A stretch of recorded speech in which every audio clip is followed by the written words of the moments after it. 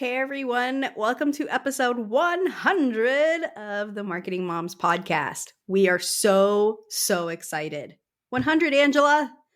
Oh my gosh, I cannot believe we're at 100 already. I I feel like we just started this last summer. know. And what 100 means is what? We're like 4 episodes away from 2 years. 2 years. Yeah. Yeah.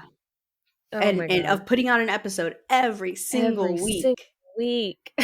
for 2 years. It's so freaking amazing. All right. Well, we've kind of been teasing it, and we're finally here. This is not only episode 100, we did talk about wanting to do something very special for today, but also this is a sneak peek into our new monthly membership, Marketing Moms Monthly. And one of the amazing things you get in Marketing Moms Monthly is a huge podcast episode. Like this is I wouldn't be shocked if this ends up being like 2 hours. I don't know how long it's Yeah, going to be. I guess it's gonna we'll be find so out. fun. Yeah. But we have several different topics of discussion. We want to go through different sections, and we're going to do this very first one here with you all publicly, and then invite you all to go to marketingmomspodcast.com. I guess we haven't. Okay, all. Like, seriously, we are always about the candid and the real life. And guess what? I hadn't bought marketingmomsmonthly.com yet, but guess what? I just did. I've been like working on the order form and the sales page and all the great things for you to join us in Marketing Moms Monthly. And I didn't even buy the domain, but I did now. And it But will now be we up have by it. the time this goes live. So please head over to marketingmomsmonthly.com for your first free month of Marketing Moms Monthly, which is not only going to include this amazing private podcast, which, of course, like we said, this first episode is going to be public so everyone can enjoy it. But then you're going forward, it's going to be private. You're going to have access to being able to ask us questions for a Q&A to be added onto the podcast. We're going to have a community on Discord where we can all chat together and just chat about being moms and being business owners and how to balance it all together and find that peace of mind. And then we're also going to have resources and just all these trainings and things that you can do and use to be better at, I mean, what do we say in our book? We want to be successful business owners and superstar moms. So that's the goal, and we're doing it together. Yep, we are so excited about this. Jesse and I were trying to brainstorm what to do, what we wanted to include. And so we were kind of, trying to think, what would we have liked when we were starting out? What would we like to see now, like in the place we're at as business owners, and the community part, and just being able to really interact with you all was the biggest piece of it for us, and for us to be able to give you even more help and craziness. Yeah, it's like having others and having a community that understand exactly what we're going through, not like, oh, just trying to be business owners, or, oh, we're trying to be moms, but like both together. Having people that understand literally everything you're doing is so very important, so that you can, even if it's just to have someone there for support, to chat, even if there's no answers, just the support. It's like when I've heard this before, I'm sure you have too, Angela, where a woman wants to chat and you're just like, okay, do you want me to put on the advice hat, like to help you out with advice? Yes. Or do you just want the support hat? You just want me to listen?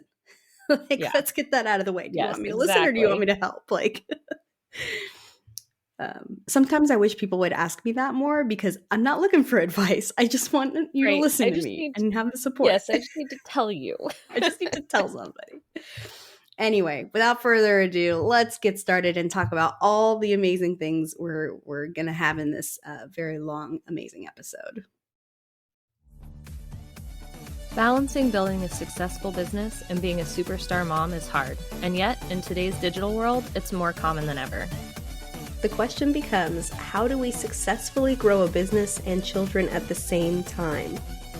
Join us for a candid conversation as we share our insights into marketing and motherhood.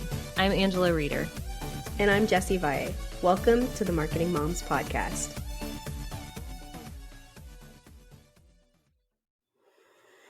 All right, so we are going to have 6 sections to this episode.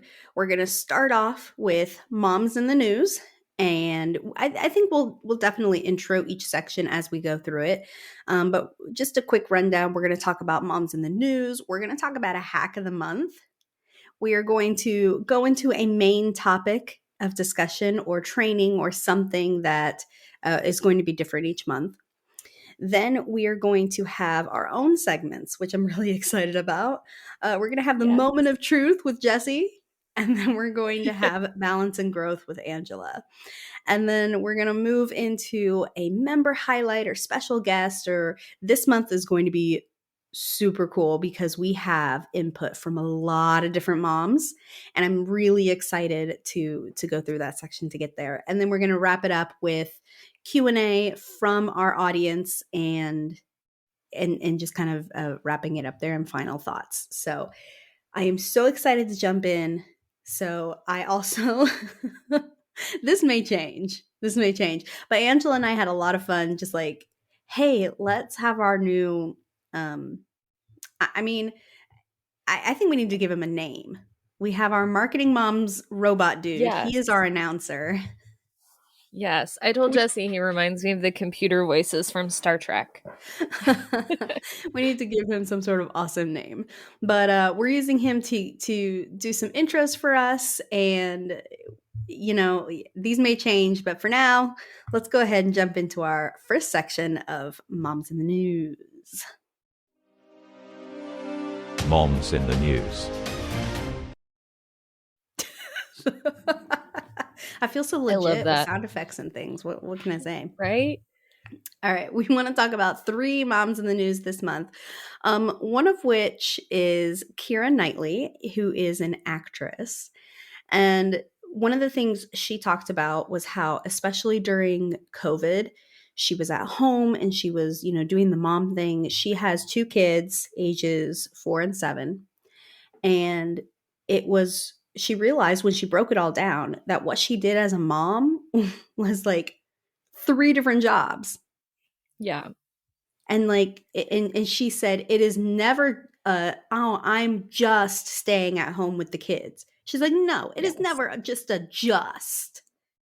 Like, we need to give, especially the stay-at-home moms and dads, way more credit for what they do. It is not a just.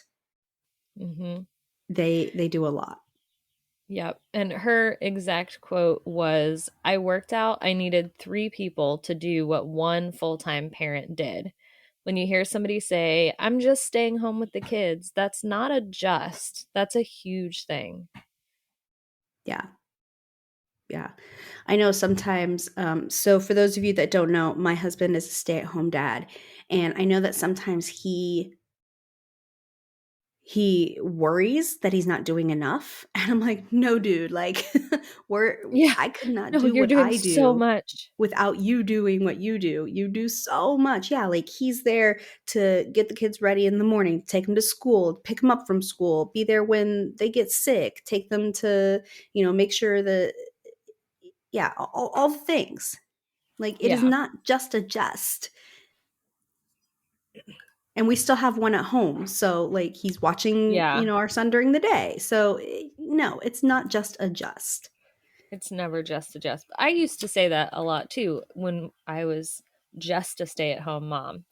And I hear other moms say that a lot, too. Like, oh, I'm just a stay-at-home mom. It's like, no, you're not. It's not a just. Mm-hmm. You're doing a lot of work. Mm-hmm. A lot. Yep. Yeah. And that kind of rolls us in. There's no such thing as just when it comes to parenting. I know. That kind of rolls us into our next one, which is actually, this is my new obsession. I don't know if I've shared this with you, Angela, but I love HGTV and home improvement and all the things. Oh. Not that I do it, I just like watching it. Although I can say in the last couple weeks, I have successfully wired and hung 2 ceiling fans in my kids' rooms, Nice. and I'm so proud. Did it by myself, did not electrocute myself. And when you're done and you're, like, ready to turn on the switches for, like, the moment of truth, it worked. Like, nothing can Yes, beat that that's feeling. awesome. So that was my contribution, was ceiling fans. But, one of my new absolute favorite shows, like, I've started recording it. I watch it, like, if I'm cooking or, just background noise during dinner, things like that. Fixer to Fabulous on HGTV. It has a married couple, Dave and Jenny Mars, and they basically, get hired to renovate someone's home. So they have a budget, they talk to the homeowners about what they want done, and they do a renovation basically. Anyway, I love them. I love their chemistry and their sense of humor, and I love their design style. So anyway, love this show. So when I saw an article pop up about them and discussing their being parents to 5 children, I was kind of curious what kind of thoughts they had, right? So basically they said that because they are not only just doing the HGTV show, they've now signed on for another one, and they're just busy all the time. So not only are they doing these shows, but they're also still renovating these houses, right? And with 5 kids, it's really hard. And they said that it's hard to sometimes give each child individual attention. So it's not just Yeah. about giving attention to all the kids, it's even making sure that you give that individual attention, which I thought was a really good point. Yeah, I liked that. And I also like they talked about how hard it was because of like cell phones and messaging, that they're kind of accessible all the time and people expect that if they reach out to, they're going to get an answer. Mhm. And I know that's something that we've talked about a lot, how hard it is to set boundaries when you have things like Voxer on your phone or Slack on your phone. Yeah. And people feel like, well, I message or even email on your phone. Like people kind of feel like they should get an answer right away just because we are all so accessible. And Mhm. it's a struggle to set those boundaries and be like, no, this is my family time and I'm not dealing with that right now. Yeah, something else Jenny said was, we try to be really intentional and be present, which is also hard because we're still working all the time. Yeah. So even she was saying, like, one of the keys is that with the time that you have to be intentional and present. And I know I fall into the trap of not doing that as well as I Yeah. should. That's definitely an area of growth for me, being able to be present with my kids and not thinking about something else from work or on the side, like looking and messaging on my Yeah. phone. Yeah, we've talked a little bit about that, quality over quantity, but it is hard to really be intentional about that time. Yeah, for sure. And then our third mom in the news is Megan Trainor, who is a singer. And she actually has just put out a book. Let's see, it's called Dear Future Mama, a TMI guide to pregnancy, birth, and motherhood from your bestie. So first of all, I think it's hilarious that she Yeah. says it's a TMI guide, because sometimes I Yes. think that's kind of what we do on the podcast, right? It's not that we're Right? doing a TMI, but we're trying to be real about it. We're not trying to skirt away from the real issues or the reality of running a business and raising kids at the same time. Yes. And it is hard because there are a lot of parts to motherhood that you don't really think about and that people don't talk about. Mhm. I was joking with my husband yesterday about, sometimes we joke about things, parents joke about things I never thought I would say as a parent. And sometimes we joke about like rules I never thought I would have to have as a parent. We have a rule in our house that if you touch dead things, you have to wash your hands. Because my kids, especially my little scientist that I have, just really enjoys seeing all kinds of things. She doesn't care, alive, dead, she doesn't care. So she does have a habit of occasionally picking things up And so we had to make the rule, if you touch dead things, you have to wash your hands, which is not a rule I thought I would have to make as a parent. These are things you don't talk about as a parent. That's Nobody hilarious. warned you about those things. No, they don't. I know. Oh my gosh, that's funny. Um, but Megan specifically, like, she had a really almost traumatic birth experience, and not only did she have to have a C-section, but then her baby was whisked away, so she didn't even get to see the baby. It was ended up being due to some breathing problems. Yeah. And so she realized, and she's opening up in her book about kind of going through a PTSD scenario where she's Yeah. laying there on the table getting sewn up after this C-section, and there's no baby. Like, she's not hearing the crying. She's like, "Where's my baby? Where's my husband?" Like, they're just not there, and she's alone. Right. I can Yeah. totally And relate to that. yeah. I had to have 2 C-sections. One of them, my first one, was not planned. It was an emergency C-section, and so I didn't have time to process it. It just happened. Yeah. The second time, I thought, because it was like, they always said that I could try to do a VBAC, vaginal birth after Right. C-section. Um, but my doctor, who I trust very deeply, said that she recommended to just have another C-section. So I said, okay, I trust you. I will do another C-section. And this one was planned. And I thought, I'm a planner, planning a birth. Cool. I know when he's going to be born, how he's going to be Uh-huh. born. It's going to be fine. I was fine and strong all the way up to the moment right before they cut into me. Yeah. I looked at my husband. I'm laying on the table. I turn my head, look at my husband, and the tears just start coming. And I just like let him know I was so scared. Because you have to be so Yeah. vulnerable laying there on a Yeah. table with someone It's holding a hard. knife right above you, and you're like, what if Yes. the drugs didn't work? What if I feel this? What? What if there's something Mhm. wrong with the baby? Like, all the Yep. things start coming in to play, and I just, like, in that one moment, lost it. And my husband luckily was right there to hold my hand and say, "You're doing great. You're strong. You got this. Don't worry, I'm here." And so for Megan to talk about her birth experience and suffering some PTSD, like, I can relate Yeah. to that. I didn't have the Absolutely. problems with the baby, but I had, my own experience that wasn't what I had ever imagined. Yeah. That definitely struck a chord with me as well. My first, um, I didn't have to have a C-section, but it was a really difficult delivery, and she came out purple and not breathing. Mm, And fortunately, she didn't have to end up in the NICU, but there was a good few minutes of, like she says, like, I don't hear the baby.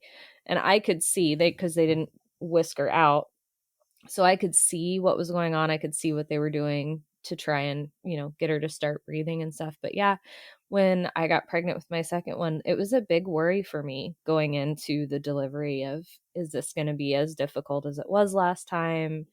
What are we going to have to go through that again? Like, is everything going to be okay? And I also had some postpartum depression after my first one, and that was a really big fear for me going into my second one. Like, am I going to have to do that again?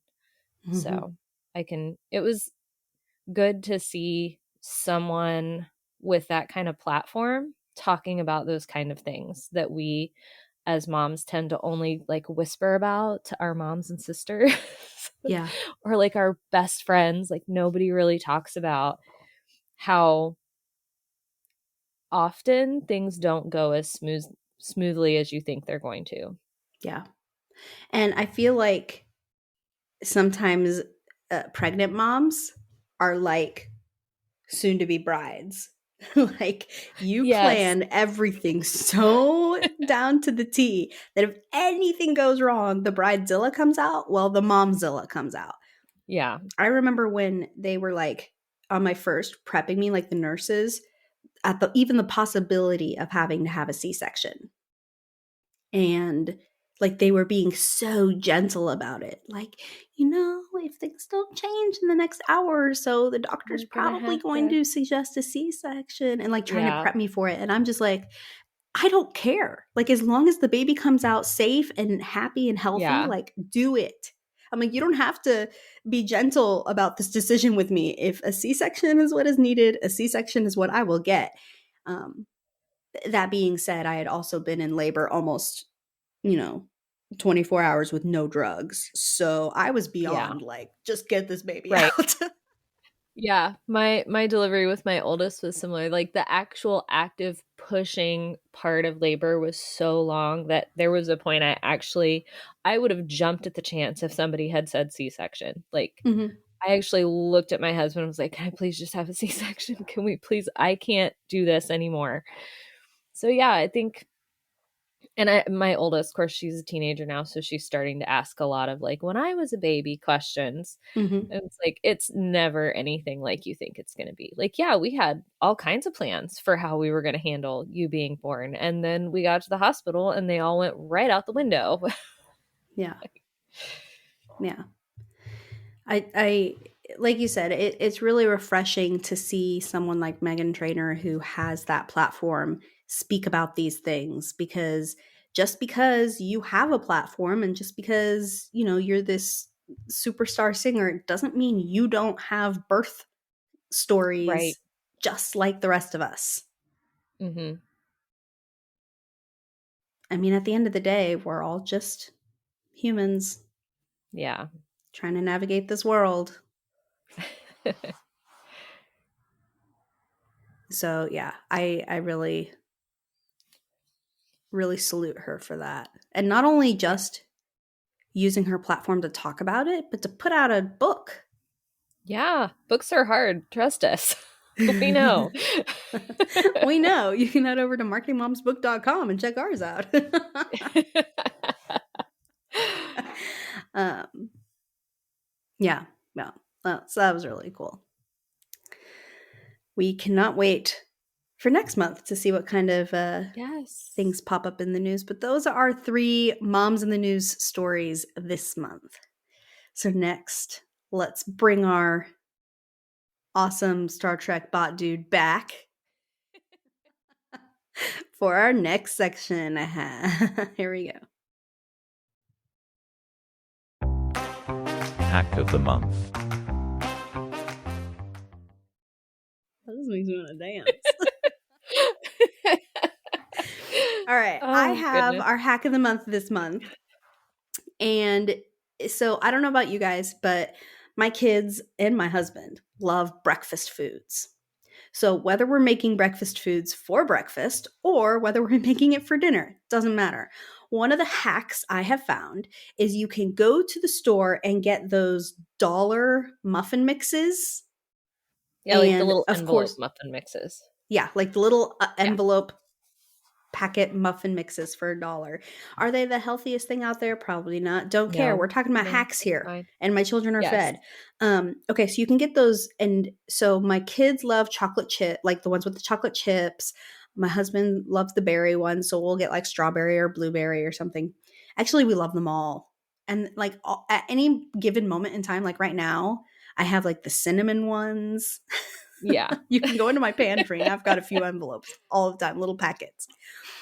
But anyway, what you can do is they say that you can just add milk and then that's the muffin mix. And sometimes I'll make them as muffins. But here's my hack: you add not just the milk, but an egg and mix it all up, and boom, instant pancakes, like pancake mix. Yes. I'm going to take this a step further and say you don't even have to make them as pancakes. You can pour it out on some parchment paper on a cookie sheet, a baking sheet, and bake it. And then when it comes out, it's just like this big rectangular pancake. I chop it up. Actually, it's funny. I could even use like a pizza cutter to Yes. chop it up. They're my Use a pizza favorite for cutter, things like that. chop it up, and we've got instant pancakes. They're not round. They're like little square rectangle pieces, but that's it. And I love this hack, one, because I don't have to worry about the perfect measurements of things except the Yeah. milk in the mix. And then when I bake it in the oven, everybody gets to eat at the same time. That's huge for me because I feel like when I'm making pancakes on the stove, you make a few, somebody eats real quick, because if you just make them all, then they're going to get cold. So we don't get to eat together. I'm standing over the stove for, who knows how long. And it's not the healthiest to keep throwing the butter on there to make the pancakes. Right. When I'm Yes. doing it in the oven, I put the parchment paper down and I do spray it with like a cooking spray so that it doesn't stick to the parchment paper. But then, then when I'm done, I just like pick up the parchment paper, throw it away, boom, cleanup's done.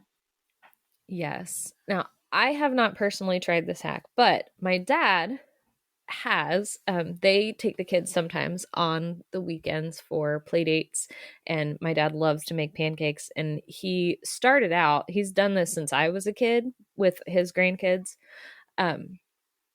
Started out with like the Bisquick where you add all the stuff, and he would always add like vanilla and all this extra stuff. And it's kind of simplified over the years as he's gotten older. And so when he heard about the muffin trick, he was very excited. So he started out with the strawberry muffin thing. My kids absolutely loved it. They thought it was amazing. They ate really, really well. He didn't have to worry. The other thing is he didn't have to worry about making too much because the pancake mix doesn't really make a whole lot, or the muffin mix doesn't really make a whole It's lot. true. Yeah. It was just almost perfect. There was a couple left over, but my kids went back and ate them later. Like a couple hours later, went back. They loved having whipped cream on the strawberry one instead of syrup. So the other thing I think is really cool about the muffin mixes is that you can try different toppings too. Like you can do whipped cream or powdered sugar or something else. Yeah, sometimes I'll even when I pour the batter into the sheet pan, I can put more toppings in the muffin Yes. mix. Like I'll do like, this section over here has extra chocolate chips, and this section over here I'm going to add some blueberries or strawberries or something, and then bake it, and then can put it, sliced bananas or something on top when it comes out. So it's very versatile, but like I said, it's also very easy. And that is why it is our hack of the month. Okay. Now that we've gotten through our moms in the news and hack of the month, it is time for our main topic of discussion. So come on back, Star Trek robot dude. Robot guy. Guy that we will come up with a name for.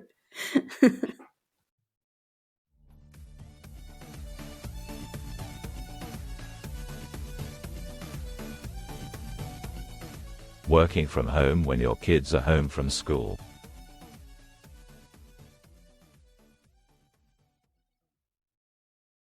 Alrighty. So as he so eloquently stated, this month we are discussing how to work from home when your kids are home from school. This is very timely because a lot of us are just a few short weeks away from our school-aged kids being home for the summer.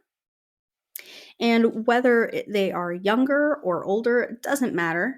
There are definitely going to be changes in your schedule and the way that you've been living your days with your kids home from school. So, how are you going to navigate having the kids home from school while trying to work, while trying to give your kids attention, while trying to fit in probably vacations and all the things. So we have 5 little tips here that we wanted to chat about on how to kind of work from home when your kids are home from school. So our first one is going to be creating a routine. Now, creating a routine does not mean that every single day has to be the same. Right. It could be a daily routine. It could just be a morning routine. It could be a weekly routine where like Taco Tuesday or whatever. Just some sort of consistency in any form that you can give it not only will help you stay under control, but your kids too. Like people just in general like consistency and they like to be able to not plan, but just know something's coming, expect it. Like they can, Right. it's really nice to have a set expectation that this is going to happen at this time every day or every week or every morning. Yeah. And it'll change each summer depending on your kids' ages, what they have going on, what you have going on for work. And one of the things that we do consistently is outside time.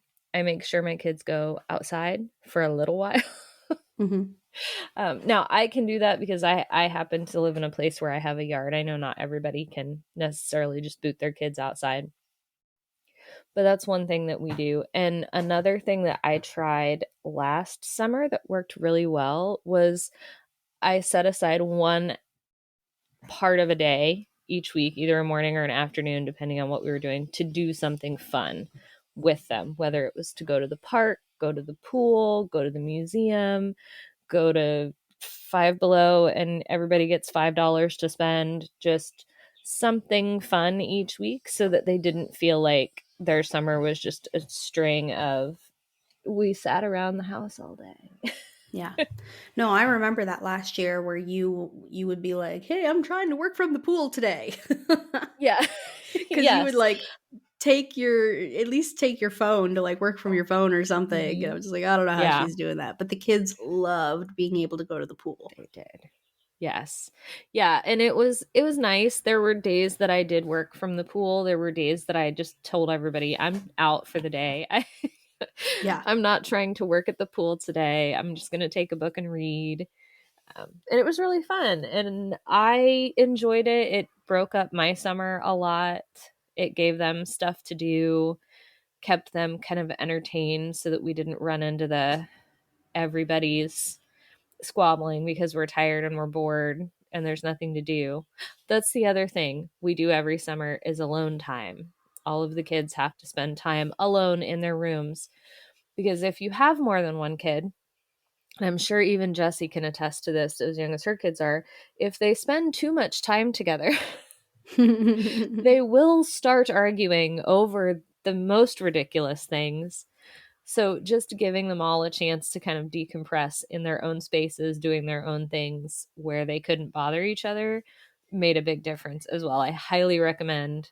And even if you only have one kid, I did it when I had just my oldest. We had quiet time is what we call it. And she still talks about it. She still asks. She asked me the other day, "Are we going to do quiet time again this summer?" Mhm. Mhm. Because it gave her a chance to go be by herself and me a chance to be by myself for a minute. And, the more kids you add, I feel like the more important that becomes. Yeah. Yeah, I like that. And not only that, but also like you had mentioned, just having different things depending on the age of your kids, right? Like Hmm. your kids are older than mine, so I can't just boot my kids outside. Right. Yeah. So they're like uh, my oldest probably at starting to be at the age where she could probably manage it, but my youngest no. Like he still Right. needs direct supervision at all times. Now, I really feel like this is the first year where I can sit on the porch in a chair and he can just go play. So it's like I just have to physically be there for supervision, but I don't have to like put my arms and huddle around him Right. and like hover. Like I don't Yes. have to be the hover mom this year. And I'm really excited about that this summer. We've already this spring been outside a bunch and been able to let the kids play. And it's been really nice to just change of scenery, like instead of being here stuck in my office to be outside in the fresh air. And I know you like to work from your back deck a Yes, lot. I do. That's my favorite. Yeah. And so I think that a lot of it's also, while it is nice to create a routine, don't be afraid to do something else, even if it's a little more work, because it might be what's best for your mental health in the end. Yes. Things Yeah. like taking the laptop outside and, yes, you Hmm. got to unhook it. You got to, bring everything Yeah. over, make sure you have everything, probably stand up and go back inside to grab a few things along the way. Yeah. But at the end of the day, I don't think you're going to regret it when you put your head on that pillow at night. I think you're going to be like, Yeah. I'm really glad I did that today. Yeah.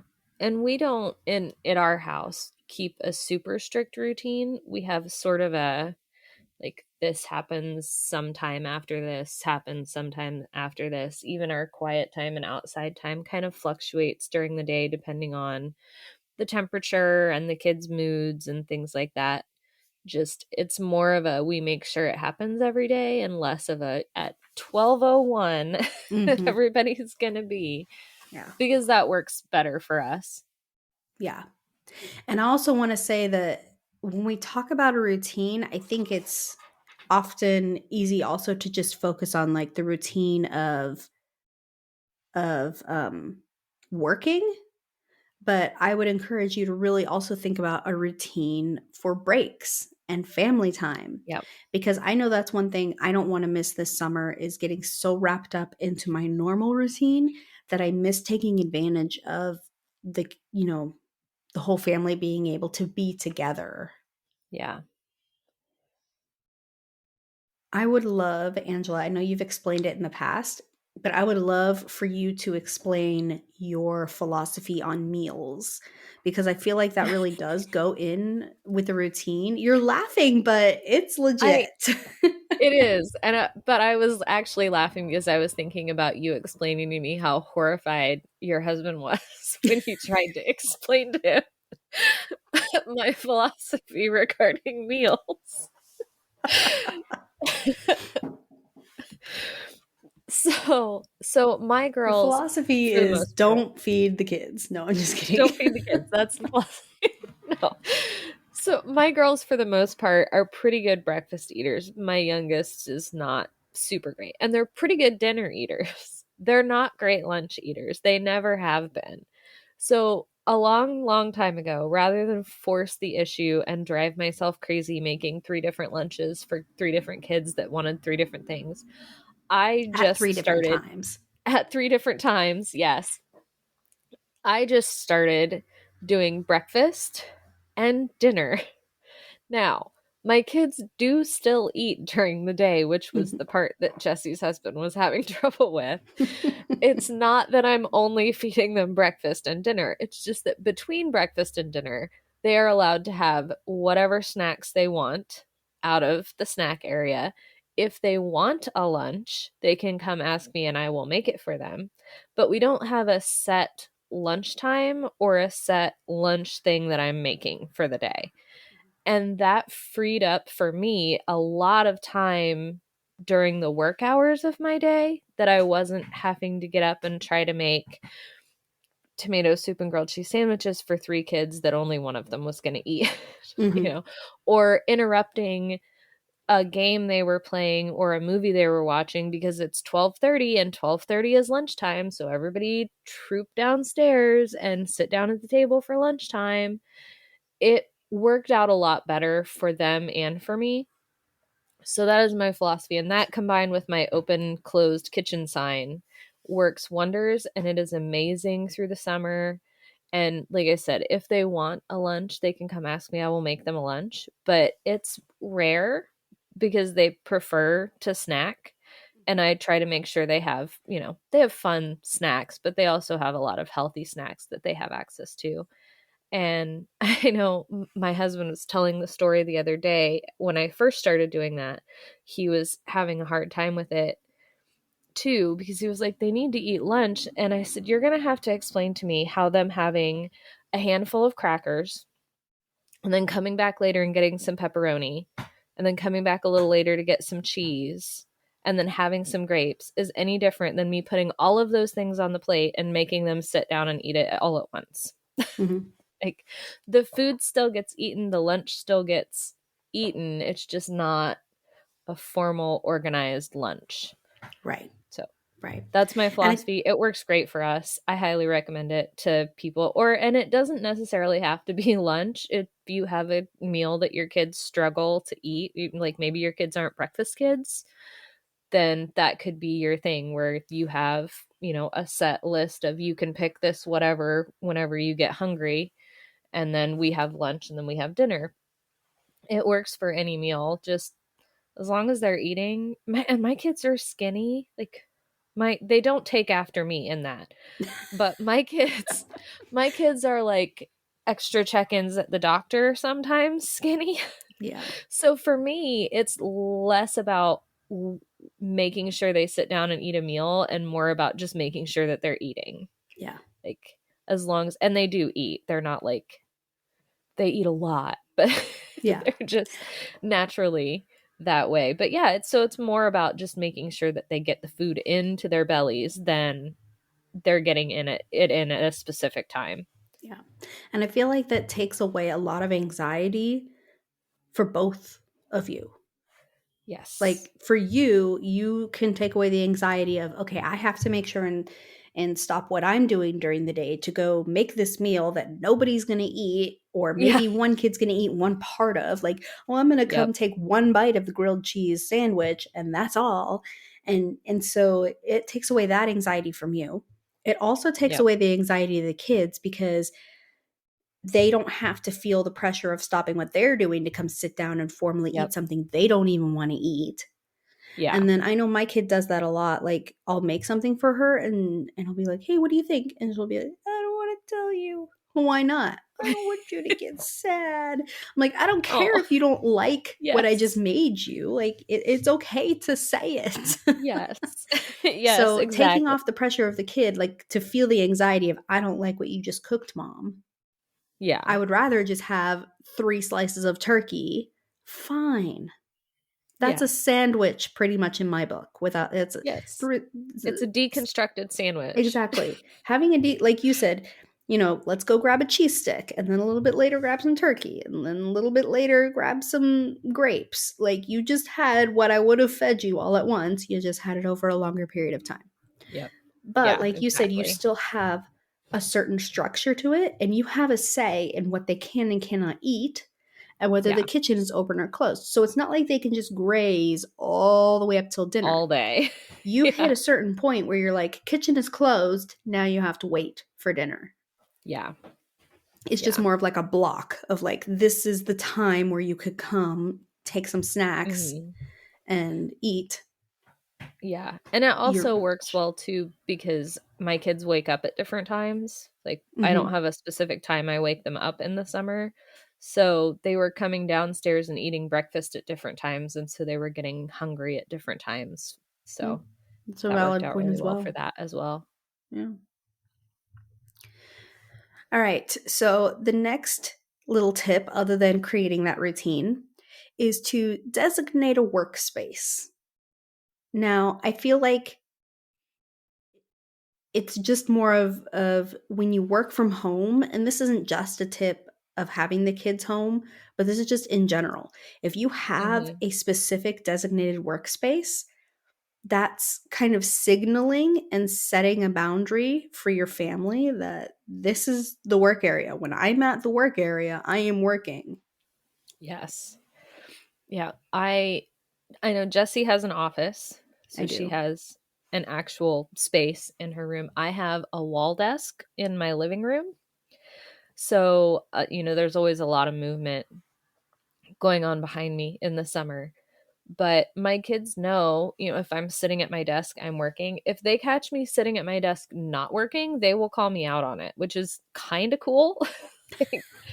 If they catch me scrolling Facebook while I'm sitting at my desk, they'll be like, that's not work, Mom.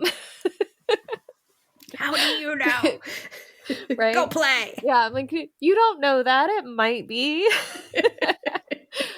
But yes, because they know from, several summers and me having a desk in the living room for so long that if I'm sitting here, I should be working. Yeah.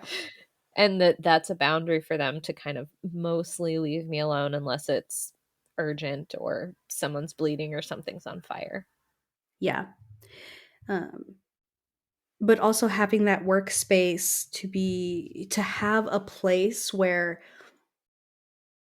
yes, you enter the space and now you're in work mode. You exit the space and now you're in family mode.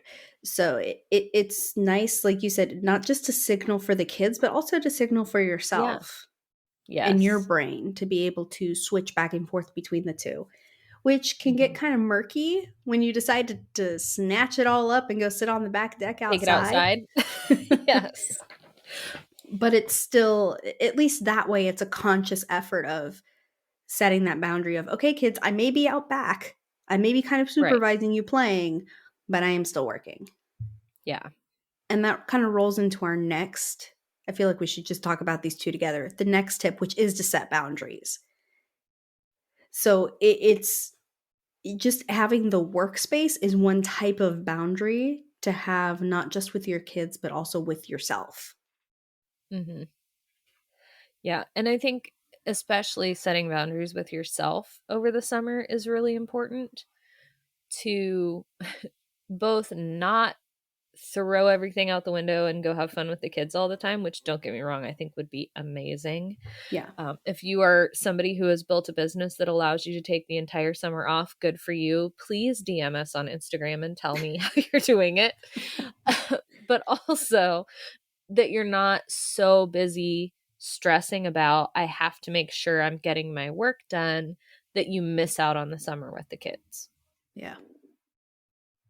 And speaking of that, I think you should definitely set boundaries with the people you work with.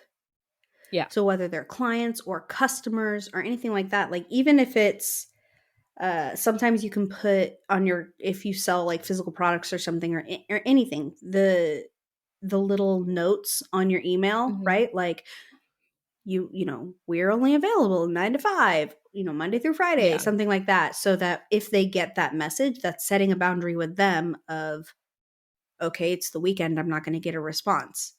But part of that is like especially important during the summer when the kids are home. Yeah.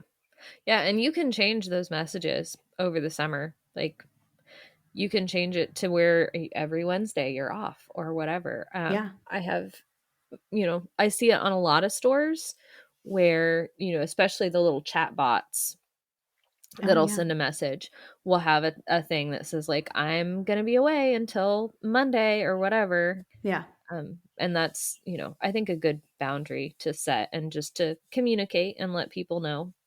Yeah.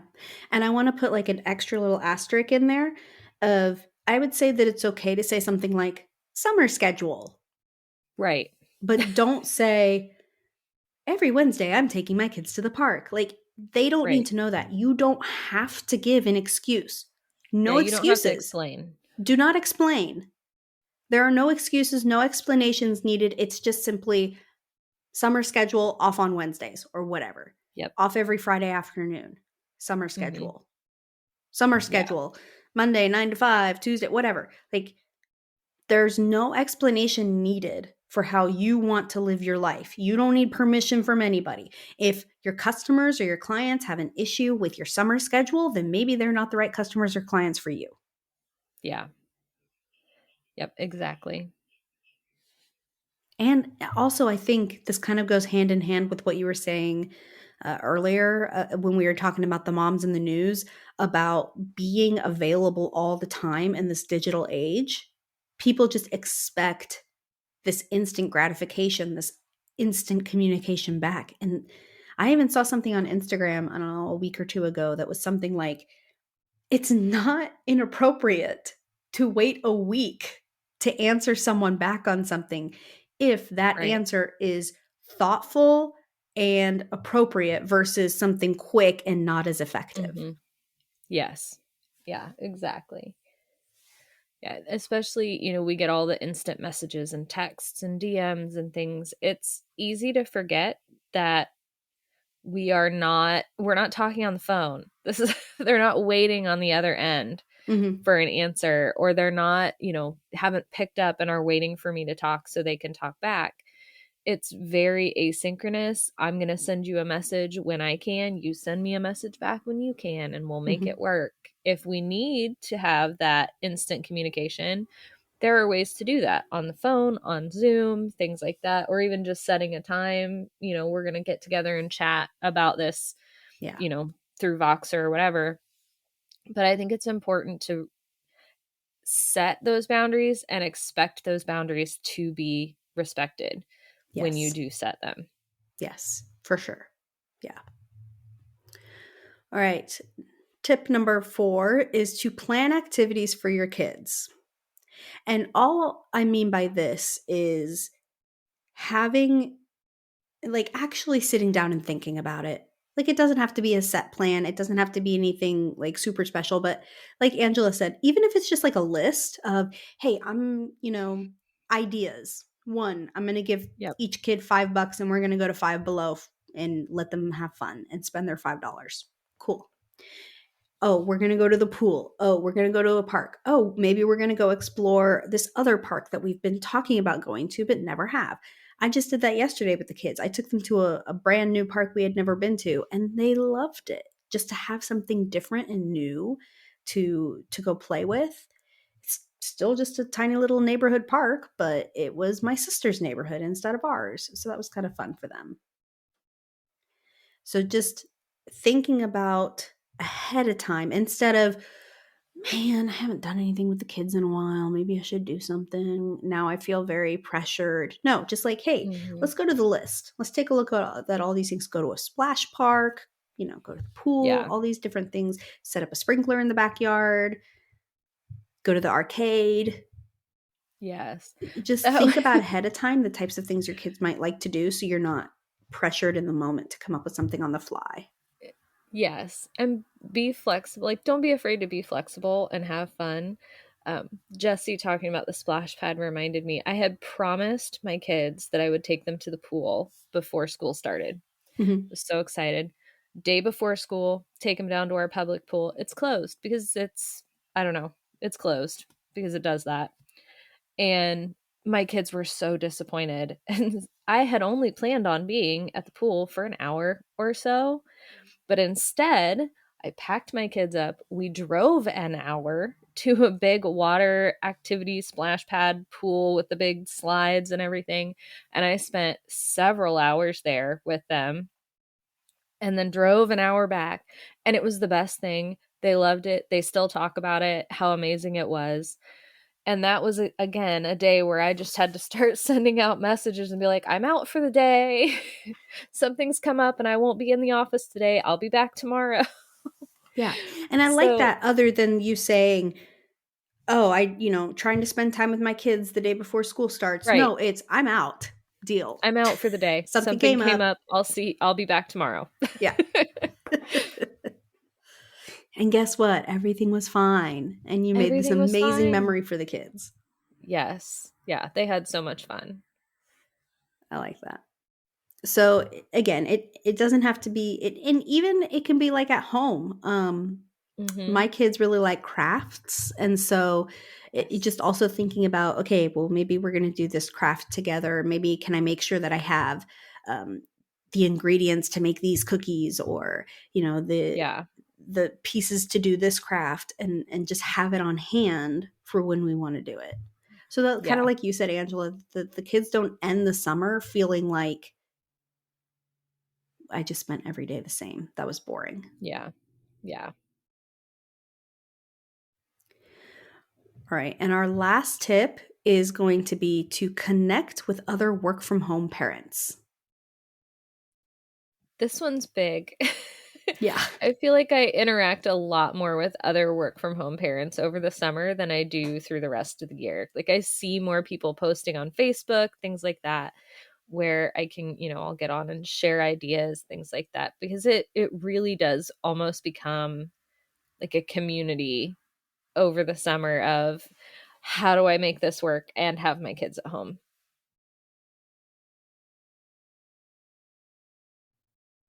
Yeah, for sure. And I think it's just big to, kind of like we mentioned earlier, just having other people who understand all aspects of what you're trying to do. I mean, it is nice to have other moms to talk to, or have other Yeah. um, people who have a business similar to yours. It's nice to have those things, but to find someone who's like both in one, I think that's Yes. one of the reasons why Angela and I really connected, was being able to, not just, we're both techies, so we understand the Yeah. tech stuff. Yeah. And when we're like, this client just said this about Yes. this tech thing, like, we get that, but also the mom part. Yeah. and we get the struggle of that as well. Like, gosh, I was trying to do this thing for a client and then the school called. Yeah. Like we definitely understand that, and so it created this bond between us that, yeah, like I said, to like today more than ever, Angela's one of my best friends, Yeah. and Yeah. we've only It's met in great. person once. Only once. Yes, that was one of our fun things last summer. It was one of our fun things last summer, and I'm over here. Okay, so I have so Angela lives in Indiana and I live in Kansas, and I have this sticky note right here by my desk at all times, and it has the name of a city and a hotel. That is And halfway. then it says that it's and how many hours drive it is for Angela and me to get to that point. And I look at it all the time and I'm like, man, Angela's only 5.5 hour drive away. Yeah. We both Yes. just need to drive 5.5 hours and we can be 5.5 together. hours and we can We've hang never out done it, together. but I don't know. Maybe this is the summer we do that. We talk about it every year though. We're like, this is the year we're gonna meet for a weekend and I don't know, record a bunch of podcast Yeah, episodes or record a bunch of something. podcasts or like do a bunch of planning, just work Yeah. on our podcast. And I don't know, maybe this is the summer, Angela. Maybe. But our point is, it's huge to find that community of people, even if it's just Yeah. one other person. Yeah. I remember when I first started my business, I met the parent of one of my students because I used to be a teacher, and she was doing some social media work, but she had an online business, and she and I would get together just to because we both had a couple younger kids. Actually, it was interesting. We had a couple older kids and younger kids. So the older ones were at school and everything, but the younger ones could get together and play while we both sat as moms and we would work on our own thing. But just to it was nice to have someone locally as well. Like, it is nice to have Yeah. Angela, even though she's far away, but it is also really Yeah. nice to have someone locally as well that Mhm. you could get together and do that. Or then we would like go on walks and take the kids to the park and be able to talk about what's going on in our businesses and, while trying to be moms. I guess what we're saying is it's not something you think about needing, but Right. once you have it, you realize it's one of the most valuable things. Yes. Yeah, Jesse and I have said a lot that our friendship, our connection, the fact that we still hang out together regularly has made a huge my business I don't think would still be here if I didn't have Jesse being like, just shut up and do it. Hey, I don't think I've ever said it was exact words No, to you. no, you can't charge that. You have to double it and then send it out. Okay, I've said that. Now, don't get me wrong, though. I would totally be that blunt with her now. Yes. Yeah. No, she would. But it really does make a difference to have someone that understands those struggles and those fears that you have as a mom trying to run a business that can Mhm. say, hey, I know where you're coming from, but maybe consider this. Yeah. Yeah. Or, hey, you're totally validated feeling the way you feel. I've felt that way before too. Kind of like we were talking Yes. earlier. Do you want the advice or do you just want the You support? want, Because I can yep, be both. exactly.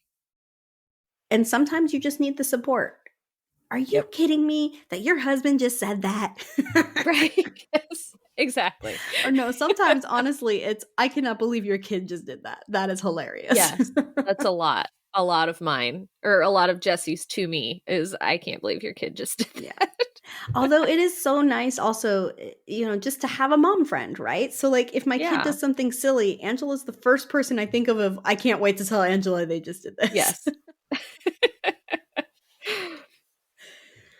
So it's important. And one of the I would say that if you're struggling or looking for moms to connect with, we're right here. Like, join Yes. Marketing Moms Monthly. Head over to That's the marketingmomsmonthly.com. point. That's the point. One of the things we have is that online community, and we're going to be able to chat things through and have a place where we can share those motherhood and working moments and just being able to appreciate it all and help each other out together, knowing that we're all Yes. coming from similar places. So, all righty. Without further ado, we're going to head into our next sections, which are actually, we record those separately because we're heading into the Jessie sections and the Angela sections. And so I'm just getting ready here to play those recordings. So here we go.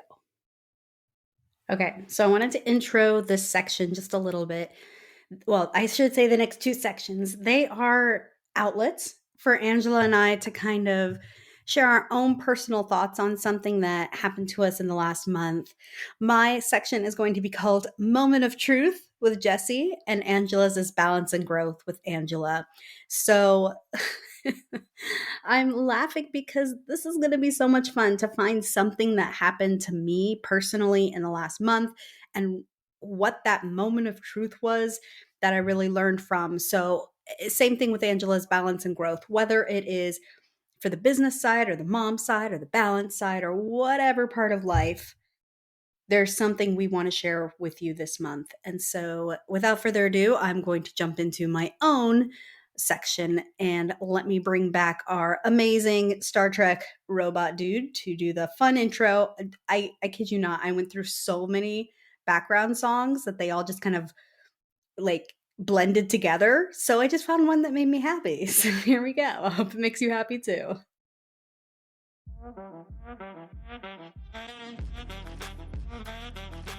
This is the moment of truth with Jessie. Okay. I'm just like bouncing around dancing. Okay, so here's what happened. So I have found that the older I get, unless it's the weirdest thing, I drink caffeine in the morning to stay awake. And I know that people like doctors say you shouldn't have caffeine after like 2 or 3 p.m. or else it's really going to throw you off your sleep schedule in the evening. And I've never really had a problem with that. I fall asleep quite easily. But I have found lately that even if I have a Coke with dinner, so especially when you eat out at fast food restaurants and things like that, it's so easy to get a soft drink, right? Especially a soft drink with caffeine, like Coke, Dr. Pepper, Mountain Dew, whatever your poison is. And I have realized that it was kind of difficult for me to fall asleep if I had caffeine after like 2 or 3 p.m. So, same thing with coffee. If I decide to do a coffee run, I make sure that it's decaf if I just need that feeling of drinking coffee, right? So, I told my husband, I said, listen, if I ever say, hey, maybe I'm going to have a Coke with dinner or a Pepsi, like stop me. Say, no, it's probably not a good idea. You're not going to be able to sleep tonight. But I was like, yeah, whatever. So just next time that happens, tell me that it's a bad idea. Remind me that I'm having this conversation with you that it's a bad idea.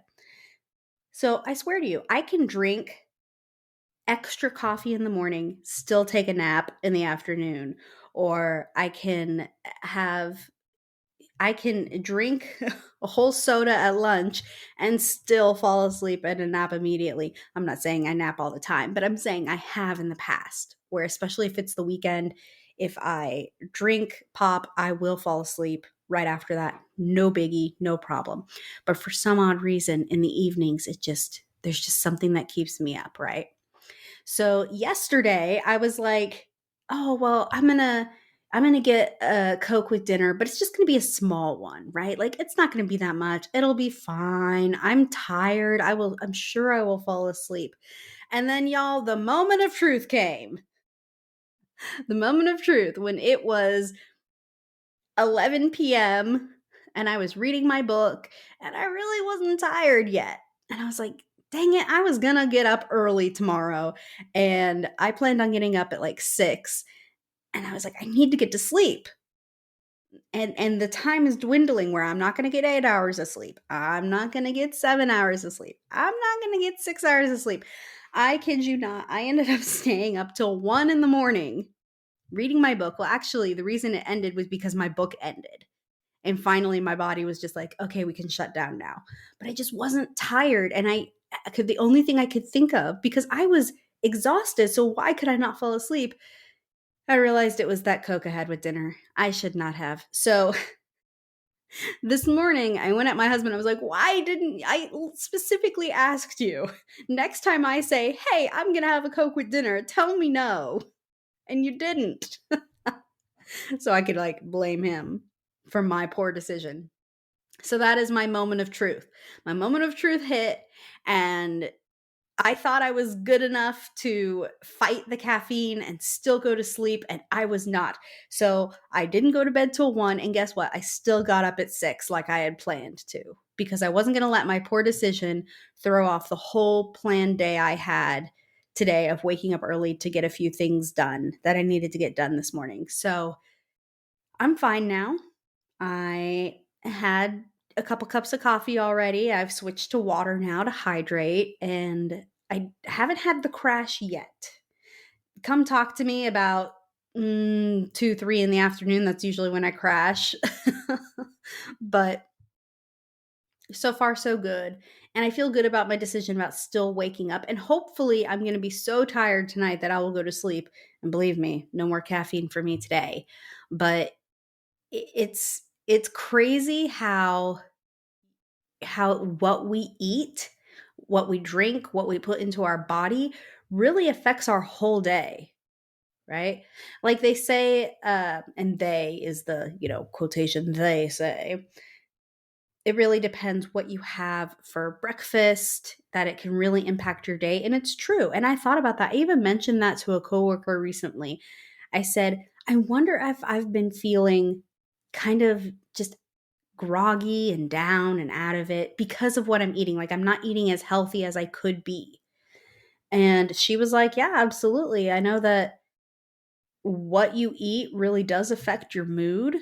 What you drink affects your mood. What you put into your body affects how your day goes. So if you find yourself overly tired, overly down, out of sync, not as pleasant as you feel like you could be, why don't you take a step back and look at what you're putting into your body? I know I've said on the podcast before that I have this habit of making sure my kids are putting balanced things in their body, but then I turn around and don't do the same thing. So when you hand your kid the handful of blueberries, give yourself a handful of blueberries too. When you put the extra, helping of green beans on their plate, put extra on yours too. Make sure that you give as much consideration to your body as you do to your kids' bodies. Because at the end of the day, your body's stuck with you at all times. It's the one thing you can trust. And I'm not talking about weight. I'm not talking about weight management. I'm talking about how you feel in your skin. Do you feel energetic? Do you feel happy? Do you feel well rested? How are you taking care of your body? So it's time for you to look in the mirror and have your own moment of truth of how are you taking care of your body specifically, and think about not only how that affects you and your mood and how you are living life right now, but also what that's doing to your kids and what kind of an example you're setting for them, but also how you are interacting with the rest of your family and how they perceive what you're doing. Angela mentioned earlier in the episode about how when she took the time to go sit outside and drink her cup of coffee and have a little bit of time to herself in the morning, that not only did she feel better, but her family noticed it too. They noticed the change in her just from that small action. So I'm specifically talking about food and drink, like the vitamins that you're putting into your body, but it can also be for your mental health and self care and all those things. What you're doing for you is not only going to affect you, it's going to affect those around you. So think about what kind of an example you want to set for your kids, and also how you want that to bleed over into how you interact with your children as well. So that is my moment of truth. Hello, all. This is Angela. I know Jesse sort of already introduced both segments, but I wanted to hop in and say, hi, I'm Angela. This is Balance and Growth. This is the part of the show where I reflect on something I've learned this month, whether it's from parenting or business, just something that I've learned or noticed that helped me along the way in my journey toward balance, and that I'm hoping will help you as well.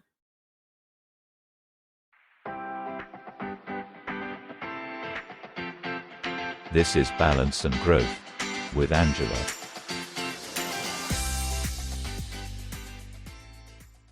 So this month, I want to talk about something that I noticed with my kids that kind of ties into some things that Jesse and I have talked about on this podcast and on previous podcasts. And that is that our kids see everything we do, which can feel really daunting and overwhelming at times. But it's also a really good opportunity for us to model the behavior we want to see in our kids. And I know Jesse has mentioned before, sometimes it's easier to do good behavior or the thing that you know you should do when you think about it in the terms of being a role model for your kids. We as moms tend to find it easier to do things for others than it is for us to do things for ourselves, which is probably a thing that needs to be worked on, but let's be real, that's just kind of part of it. And so why not use that to help you do the things that you know that you should do, things that are going to be helpful and beneficial to you and ultimately to your family. And what got me thinking about this is I know Jesse and I have joked about the fact that I have like 8 alarms that go off on my phone throughout the day. Alarms to get up, to remind me that it's time for my kids' bus to come, that it's time for them to get off of the bus, and other things like that.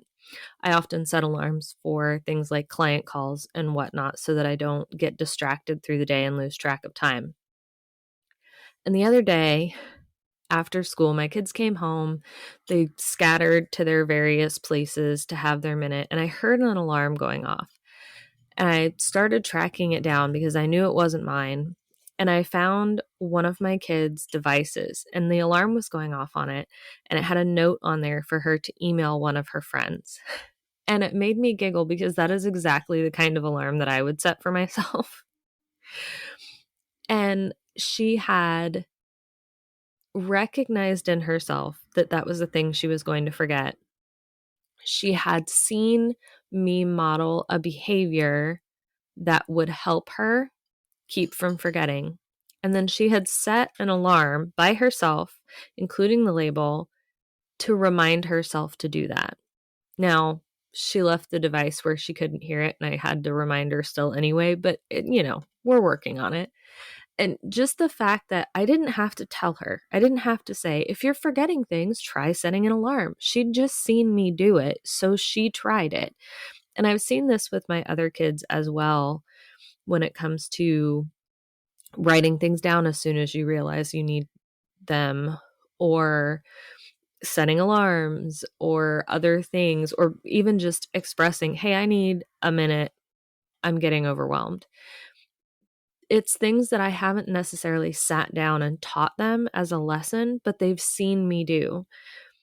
And that made me think about some of the other things that I do that I don't necessarily want them emulating, like working really long hours, or letting clients push in on family time, which I've gotten a lot better about. And my kids have noticed that as well. I've set pretty firm boundaries with clients where these are the hours that I work, these are the times you can get a hold of me, and these are the ways you can get a hold of me. And actually, I had my phone go off the other day on the weekend, and I picked it up and I looked at it and I put it back down. And my oldest, of course, being curious, was like, who is it? I said, oh, it's one of my clients. And she said, don't they know that you don't work on the weekends? And that made me feel really good because it meant she was paying attention. She had noticed that I had set that boundary and that I was giving that time to my family. on purpose. It wasn't a leftover. It wasn't I don't have clients emailing me right this minute so I can spend time with my family. It wasn't squeezed in. She recognized that it was intentional time that I had carved out for my family. And that's something that I want her to remember as she grows up, that it's okay to set those boundaries. It's okay to have intentional time for yourself, intentional time for your family. And so by modeling those behaviors, which are healthy for me, I am also teaching them to my children. And it can feel a little overwhelming. And I know there's kind of like the joke on the internet of like, you say one cuss word and your kid repeats it a dozen times over the next 3 days to all of the people that you wouldn't want them saying that to. And there is an element of that as well. They do pick up the bad habits. But especially for me this month, when I've been trying to implement some new healthier habits, both for physical health and mental health, it's helped to remember that I'm not just doing it for me. I'm also doing it because I want my kids to see that it can be done. I want them to see that it's an option, and I want them to see it in action, to know that it's acceptable and it's possible. So that's my thought for the month. Just to remember, if you're struggling with doing something for yourself, whether it's setting boundaries in your business or, having a strict cutoff time for work or setting aside time to do something for yourself, try reminding yourself that your kids are watching and they're going to emulate the behaviors they see from you. And so maybe it'll be a little bit easier to do something that you should do for yourself if you think about it in the aspect of being a role model for your kids. All right, now we are rolling into our section where we have a special guest or member spotlight. And today, because it's our first Marketing Moms Monthly episode, we actually reached out to several moms and we have 5 spotlights and 5 tips, tricks, or, well, none of them really asked questions. They were all great tips and tricks on what to do when your kids are home, for the summer. Now, we're not always going to have them weigh in on the month's topic per se, but this month we did. We said, hey, what do you do? And the really cool thing is that there is a wide range of women who have kids all the way from babies all the way up to they're grown. So we have a wide range of moms with businesses who kind of have had to navigate different stages of life for the kids and their tips looking back on how to manage things when you're trying to work but the kids are home, and how do you optimize time with them as well. Anyway, I know that Angela and I have already given our 2 cents on the topic earlier in the episode, so let's go. And here's the funny thing, Angela. So I'm just going to plop this in here. Side note, when I was re-listening to some things that we've done in the past, I realized that I say without further ado a lot. It's like one of those things I was like, oh, don't say it again. Oh, yep, you said it again. There it is. It's like one of those things that I'm just like, well, how else am I supposed to say? All right, here we go. Without further ado. I say absolutely a lot, so don't feel too bad. When I re-listen to stuff, I'm like, please don't say that again. Oh, yeah, nope, there it is. There it is. Definitely said that again. All right, so here we go. Our first marketing mom is Randy. And for all of these lovely ladies, you can find out more about their businesses. If you want to work with them, just learn more down in the comments below, down in the show notes below. But Randy is a network marketing mama, and she has a really, really powerful story. I love listening to this every time I hit play because she just telling her story it's just, anyway. I'll stop teasing it and let everybody else listen.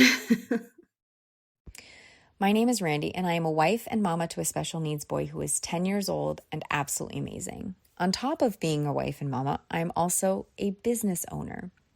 I work from home in the direct sales industry. I've been in this industry for about 7 years now, but let's back up a little bit and see how I got to that point. My son was born in 2012, and in 2013, my husband got a job in Georgia. So we moved from Las Vegas to Georgia for that job.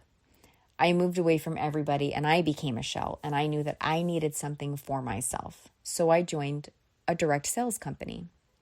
It was great. It gave me something that was my own. I managed my newborn and my business, and everything was great. Until about 2015, when we realized that my son was not developing properly. Everyone told us it was normal because he was an only child, and something in my heart told me that that wasn't right. But no one would listen. So by the time he'd gotten into kindergarten, we could just tell he was like a shell. He didn't participate. He wouldn't raise his hand. He wouldn't walk into school without me next to him. He became a picky eater. He wasn't sleeping well. And my gut just told me this isn't right. All while still working my business, and I would do this usually at night after my son went to bed. By age 7, he was in constant fight mode. He was afraid to do anything without us. Even worse, even had a panic attack in the middle of the road because my husband wouldn't walk up to the door and ring the doorbell with him to trick or treat. So I knew that he had to be suffering, and I needed to figure out what was going on. So in 2019, I skipped the middleman and headed straight to the neurologist's office. At that point, my son was diagnosed with severe anxiety disorder and Tourette syndrome. 2 diagnoses that we had not expected. We thought maybe he was on the spectrum, but that wasn't the case. So we wanted to go the all-natural route, which was doctor approved, and my good friend Jackie actually introduced me to Amari Global and their kids pack, which is amazing, and how my life made a huge pivot. So when my son started taking that all-natural supplement, it was within 30 days that we noticed a complete 180. Like, I don't even have words for how much of a 180 that my child did. And at that point, my life made a huge pivot because I knew that I was in the wrong business. The business I never thought I'd leave, I knew I was in the wrong business. So how do I manage it all? Because I made that pivot and I decided to do the right thing for my child and myself, I knew I had to tell every other mama out there who was going through the same things that my son is going through. And that made it easy. Before it was work after hours, work when my son went to bed, and now it's easy. I wake up and I tell people how these supplements changed our lives. They changed them in a way that I can't even put into words. And that's what makes it easy. So if you're having a hard time finding content, creating all of those things, take a step back and look. Is it your niche? Is this what you want to do? Do you love it with your whole heart? And because I love these supplements with my whole entire being, I will scream it from the rooftops, and that is what makes it easy. What you do every single day when you work from home, work from an office, if you love it with your whole entire heart, managing your time then becomes easy. And that's what this business has done for me. The training process, all of those things, they set you up for success, and they make working this business easy. 2 to 3 hours a day, if that.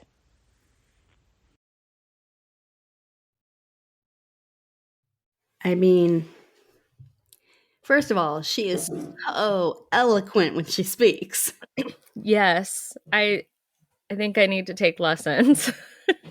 I wonder, it makes me wonder if she had this written down in front of her, which is nothing wrong with that, because No. oftentimes when you have something written down, you won't forget in the moment what you wanted to say. But if you did not, Randy, when you're listening, if you did Yes. not have that written down, like, you are the most eloquent speaker off Amazing. the fly I've ever heard. Yes. I'm not organized enough to have stuff written down either, so No. Yeah, so if you did have that written down, kudos to you for that, because that is not a thing I could do. Yes, absolutely. Now back to what she said. I absolutely love several things about this. First of all, just like telling us that if you absolutely love what you do and like you believe in the mission, it makes everything else fall into place and makes it easy. Yes. Yeah, I think that is huge for a lot of moms with businesses. And you hear, like, when I talk about my story, how many things we tried and failed and tried and failed and tried and failed. And that's sort of where that fear of failure comes in. But when you look back at it, a lot of those things were things we didn't really put our heart into. We weren't really passionate about it. I love what I do now. I can't imagine doing anything else. I think I think having that passion for what you're doing makes it easier to talk about it, makes it easier to market yourself, makes it easier to step into that role as a business owner with confidence. It's hugely important. Yeah. And also, it makes me also think about how there are so many people out there, maybe you listening right now, that is quote unquote stuck in what you're Mm-hmm. doing. And the truth is, nobody's forcing you to be there. Right. There are other options, especially in today's world with the internet connecting you anywhere in the world. You don't have to be stuck. And in fact, you can design your life the way that you want it to be.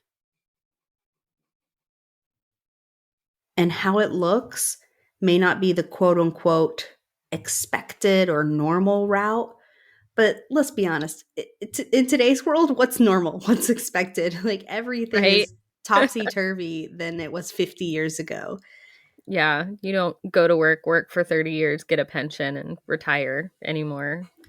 Or I know, work for it's 30 years at the same company, at the same get a pension, company. and retire anymore. And not only that, just the fact that women in the workforce in something other than nursing, teaching, Yeah. being a secretary, Secretary. personal assistant, like it's just mind blowing how these days it's women can do anything. Yeah.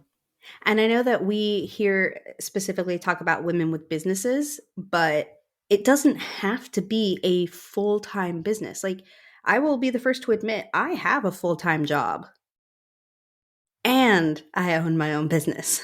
Yes. Like, I do both. And there are many reasons for that. And you know what? Maybe on another episode, I will break down why I choose to do it that way. But it doesn't have to be all or nothing. So, anyway. Yep. All right. The other thing is how she talked about with her son that she knew in her gut that something wasn't Yeah. right. And you have to trust that mama instinct. Mm-hmm. Yeah. And I'm so glad that she skipped the middleman and went straight to where she knew she could find answers. Yeah. I am too. And I think that's important. And I've heard that sort of story a lot from other moms where like, I just knew something was off or I knew something was wrong. I knew we were missing something. And I Mm-hmm. kept advocating and kept asking and kept looking until we found it. And we're not just business owners, we're moms, and it's important. And Mm-hmm. so, you do need to pay attention and not question. Like, yeah, you're not an expert. Like, I'm not a medical expert, but I know when something's wrong with my kid. Yeah. Yeah, for sure. But also, it's just trusting your gut, even in other instances, like in business. If there are Yes. red flags about Yeah. working with a certain customer, client, Mm-hmm. employee. Do not Oh, ignore those red flags. I know Angela and I both have they're so stories where pretty though. I know. Angela and I have both have stories where we just ignored those red flags or excused them away Yep. and we got burned every single time. Yes. Whew. Alrighty. I forgot to mention that of our 5 marketing moms that are joining us today, 3 of them we have audio for, and 2 of them just sent in some written thoughts. So I'm going to go ahead and read some written words from Karen.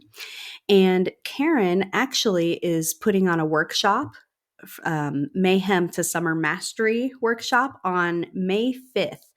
So if you want to sign up for that, I already have. Go ahead I signed up too. oh yeah. Go ahead and head down to the show notes below. She is like a certified disc consultant. She's got like she's a personality expert if you don't know what that is. So anyway, I find that fascinating. Okay, here we go. Karen says, I actually have a tip and a piece of advice. The piece of advice from a mom of all adults is that the days are long, but the years fly by. So make sure you spend time every day making happy memories. This season will be over before you know it. The tip is to make work time special for your children. If you can afford one, hire a mother's helper who plays special games or does special activities with your child or children. If you can't afford to hire someone or have a friend to trade off with, have a special bin of activities your children can only do when you're working and change them out every 2 or 3 weeks to keep it fun and fresh. I actually used to do that with my youngest because when I started my business, she wasn't in preschool yet. Mm-hmm.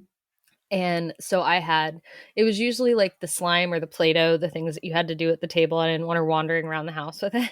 Yeah. That was the special, I really have to sit down and get something done bin. And it was nice because at the time, my office was our kitchen table. So I could sit down with her, work on my thing, let her play with the fun, exciting slime and Play-Doh, and actually get a few minutes to get stuff done, which was really nice. Yeah. And I also like how she mentioned trading off time with a friend. Yeah. That's something that a lot of people sometimes don't think about.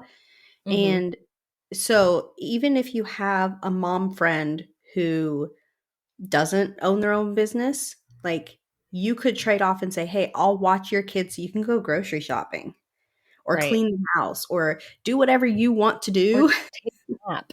Take a nap, read a book. I know I was just like, why did I just name off 2 chores? But yeah, it could be just let me trade off with you, give you a couple hours, and then maybe I can have a couple hours too. Or what I used to do actually is I used to get together with a mom that I knew that also worked from home. And we had 2 kids about the same age, and we'd let the 2 kids play together while we sat and worked on our own businesses.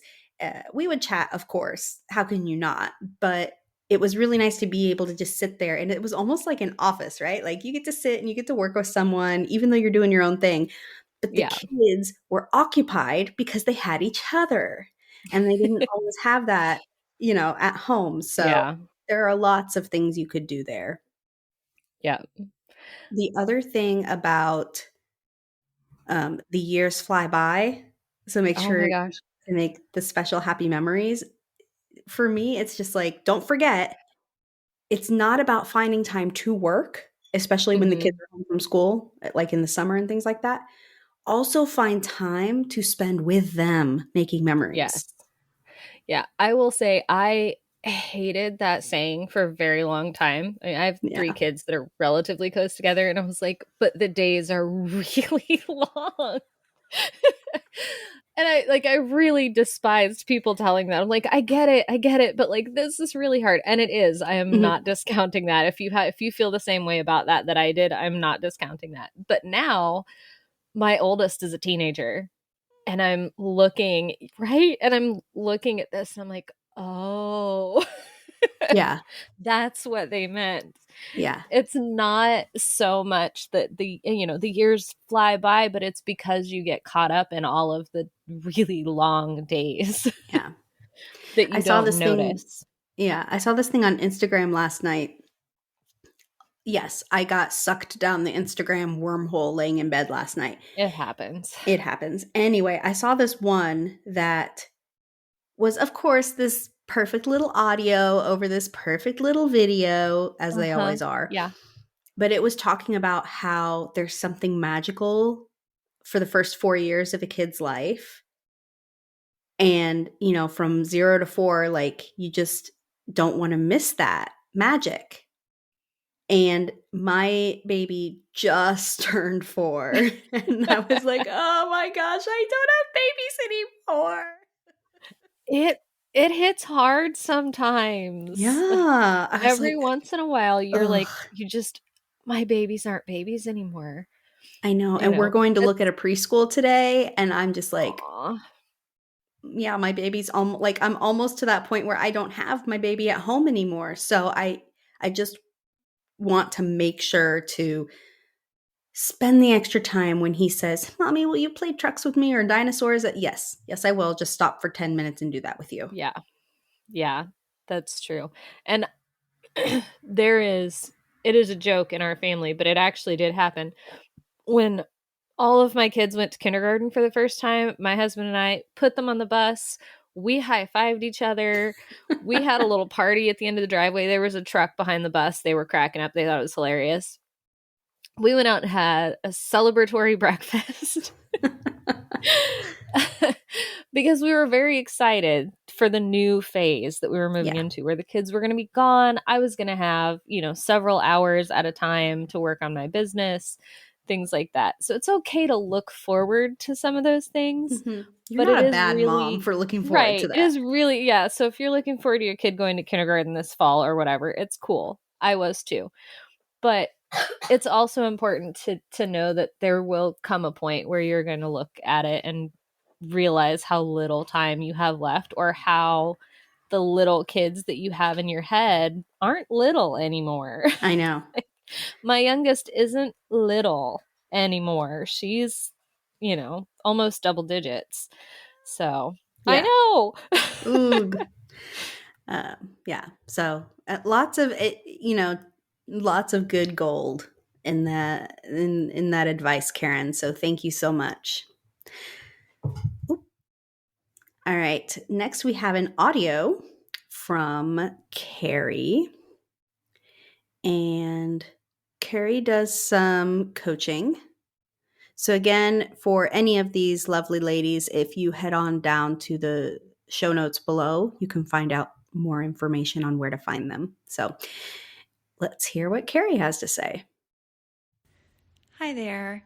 I just wanted to share a couple of thoughts. I've been thinking about your podcast, and specifically speaking towards some simple tips. And I remember when I had 3 littles, and the eldest was about kindergarten, and then I had the other was in preschool, and then I had a baby. And I instituted something that helped me tremendously. Because even when my kids were little and I was a stay-at-home mom, I still dabbled in other things. I've always loved to write. I got really interested in blogging, designing blogs, and eventually I began homeschooling in 2009. So I always kind of did things, I guess you would call it, on the side. And what I did when they were smaller, so maybe this can speak to the younger moms, is I instituted a quiet time every single day, weekday. I can't remember if I did this on the weekends, probably. But every single day I instituted a quiet time. I didn't call it nap time because my eldest daughter probably would have prickled a little bit about that, but I literally shut the entire house down for 2 hours. And I would put the baby down. Now, this may not work if babies, or I'm thinking maybe those under 2 may not still do nap times, but even if the kids will not necessarily sleep, everyone would go to their bedrooms and they would have to do something quiet for that amount of time. And it just worked for us. It may not be suitable for older kids, or it can be tweaked for maybe an hour, maybe 90 minutes. And I needed that time too. I needed that time to kind of regenerate and do something or read or write. So that was one thought that came to my mind yesterday. And obviously, my life has changed drastically from that time. But now that my youngest is a teenager and things get even more interesting once kids grow into teenagers, I have really observed him this year.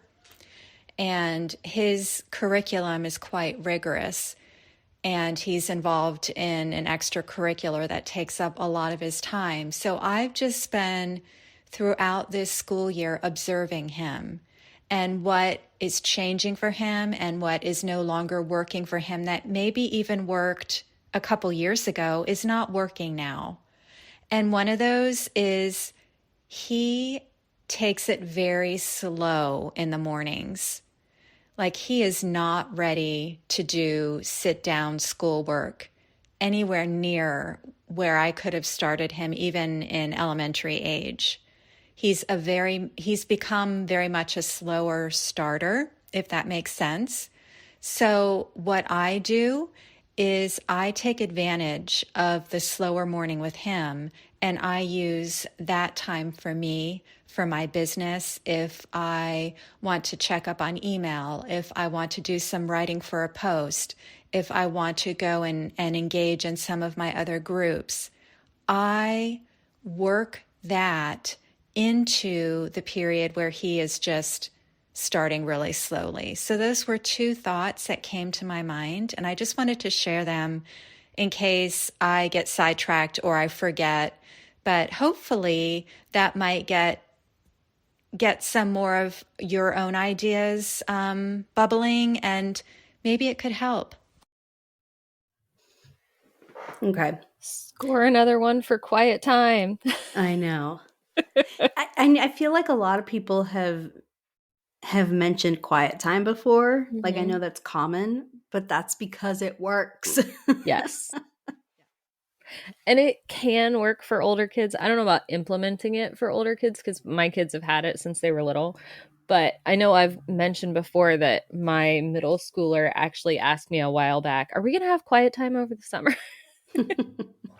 You betcha. Yes. Yes, we will. We will be having that. But at the same time, I feel like as the kids get older, they also learn how to implement their own quiet time when they need it. Yeah. I noticed that last summer. I was going to say, I remember last summer when your oldest would go out for her walks. Wouldn't she walk and read? Yeah, she'd walk and read. She'd listen to audiobooks. She'd listen to music. Yeah, that was her kind of quiet time. Yeah. So I feel like they kind of find that time themselves when they need it. They can self-regulate a little better. Whereas the littles need help self-regulating. Like, when they're going to start getting a little touchy because they're fighting a nap or, The other thing that she mentioned was doing just that, like looking at the cues for your kids and realizing that what worked a couple years ago isn't necessarily what they need now. Right. And I think it's really cool how, because she homeschools, she has that opportunity to work with her kid and their cues, right? So her son isn't ready to just like wake up and get going in the morning. That's okay. Let's work with it instead of fighting against it. And unfortunately, sorry, go ahead. I would say, and how she kind of uses that to her advantage, that he's a little slow going in the morning, so she can take that time to be productive. Yeah. And I was going to say, unfortunately, when you send your kid to an institution for school, whether that's public school or private school or whatever, there are so many kids, you can't have that individualized attention and Right. individualized needs. You just can't. There's no way.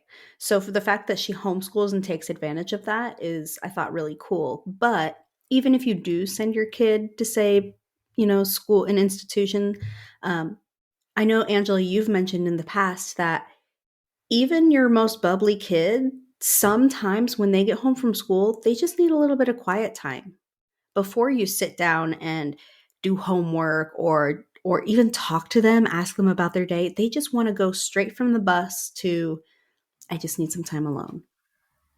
Yes, it surprised me when my kids started school. Like, I thought they were going to come home and, oh my gosh, I missed you, and let me tell you all about my school day.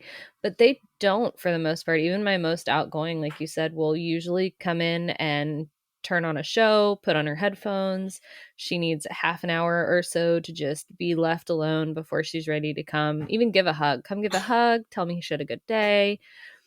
But they need that time to decompress. And it makes sense if you think about, like, they've been dealing with people all day, following the rules, doing what they're told, go here, stand in line, sit here.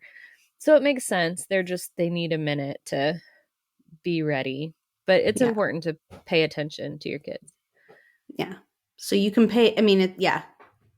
Whatever time you have, definitely pay attention to the kids there. And you have the opportunity as mom to give them that individualized attention that nobody else can.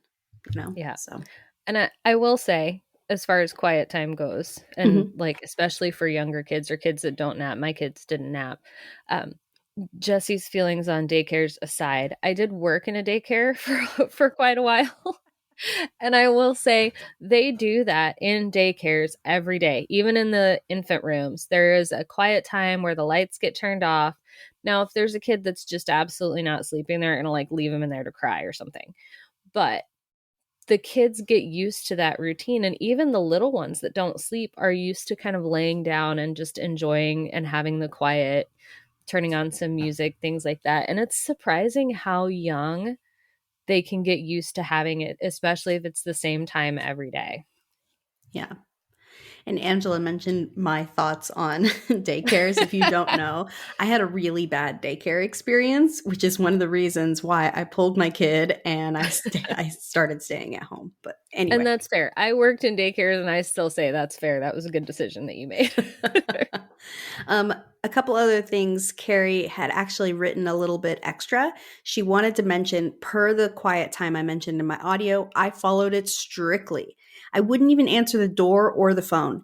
It had become almost a sacred time. And I believe I kept it for at least 2 seasons. The key is to be flexible with any new schedule change and to adapt to the maturity levels of the kids. But even my oldest quickly acclimated and they got used to the idea of playing or reading quietly in their bedrooms. Yeah. Also, because she continues, also because I homeschool, I must be pretty intentional when I have a block of free time. It's an amazing motivator when you know you've got only 45 minutes to do something business related before you're back in the car or back doing an activity with the kiddos. I've surprised myself how productive I can be in those pockets of time. It's Jesse's favorite law. Parkinson's law. Tasks expand to the time allotted. Yes. Meaning, yeah, if you only have 45 minutes, you're going to get it done in 45 minutes. If you have 2 hours, somehow the same task will take you the full 2 hours. Yes. It's crazy how that works. But yeah, I love how she was like, no, quiet time was not just for them, it was for me too. I didn't answer Yeah. my phone. I didn't answer the door. I needed it. It was sacred. Mm-hmm. So it's I not just also about the liked kids, it's about you too. Yes. I also like the idea of her taking that time for herself and not necessarily just for her business. Mm-hmm. Because, a lot of times when my kids have quiet time, that's my sit down and get work done time. But it's also a good idea to take that and let that be your have a quiet cup of coffee or read a book time too, and give yourself a little bit of quiet time. Yeah. I was thinking about that the other night when the kids went to bed and my husband was off playing basketball with the guys. I had time to do literally anything I wanted. And I could have said, and I thought about it, I was like, I could go work on my business, but I could just start continue reading this book I started. The book Yep. won out. So it's important to take time to do the things you want to do too, and not always just every free moment go work. Right. Yeah. Okay. Next up is another text from Laura. How about you read this one, Yes. Angela? Sure. So Laura says, I'm a sustainability business mentor supporting fempreneurs who want to affect change in our local economies. I've worked decades with kids at home, towing them to work within 2 weeks of having a C-section. Oh my gosh, Laura, kudos for you. You are amazing. I can't even imagine. Just as a side note.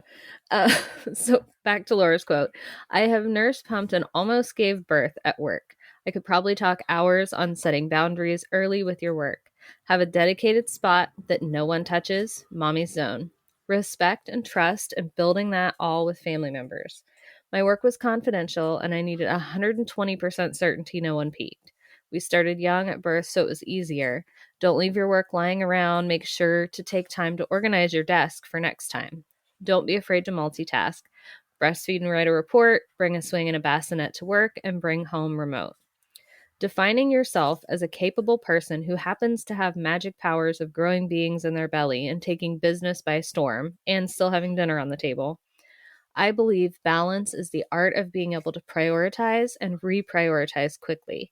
I put myself in my own schedule, so I prioritize self-care first. Take care of the mama and everything else falls into place. Being able to delegate and for the littlest things helps. Being able to let it go and be undone until the next time and letting kids know you need space too. Lots of There's so goodies much in in there. there. Yeah. So much. First of all, like you said, seriously, towing them to work within 2 weeks of having a C-section. Oh. Now, I actually had 2 C-sections. I know exactly what that feels like. And let me tell you, I was not doing anything 2 weeks after a C-section. Right? No way, Jose.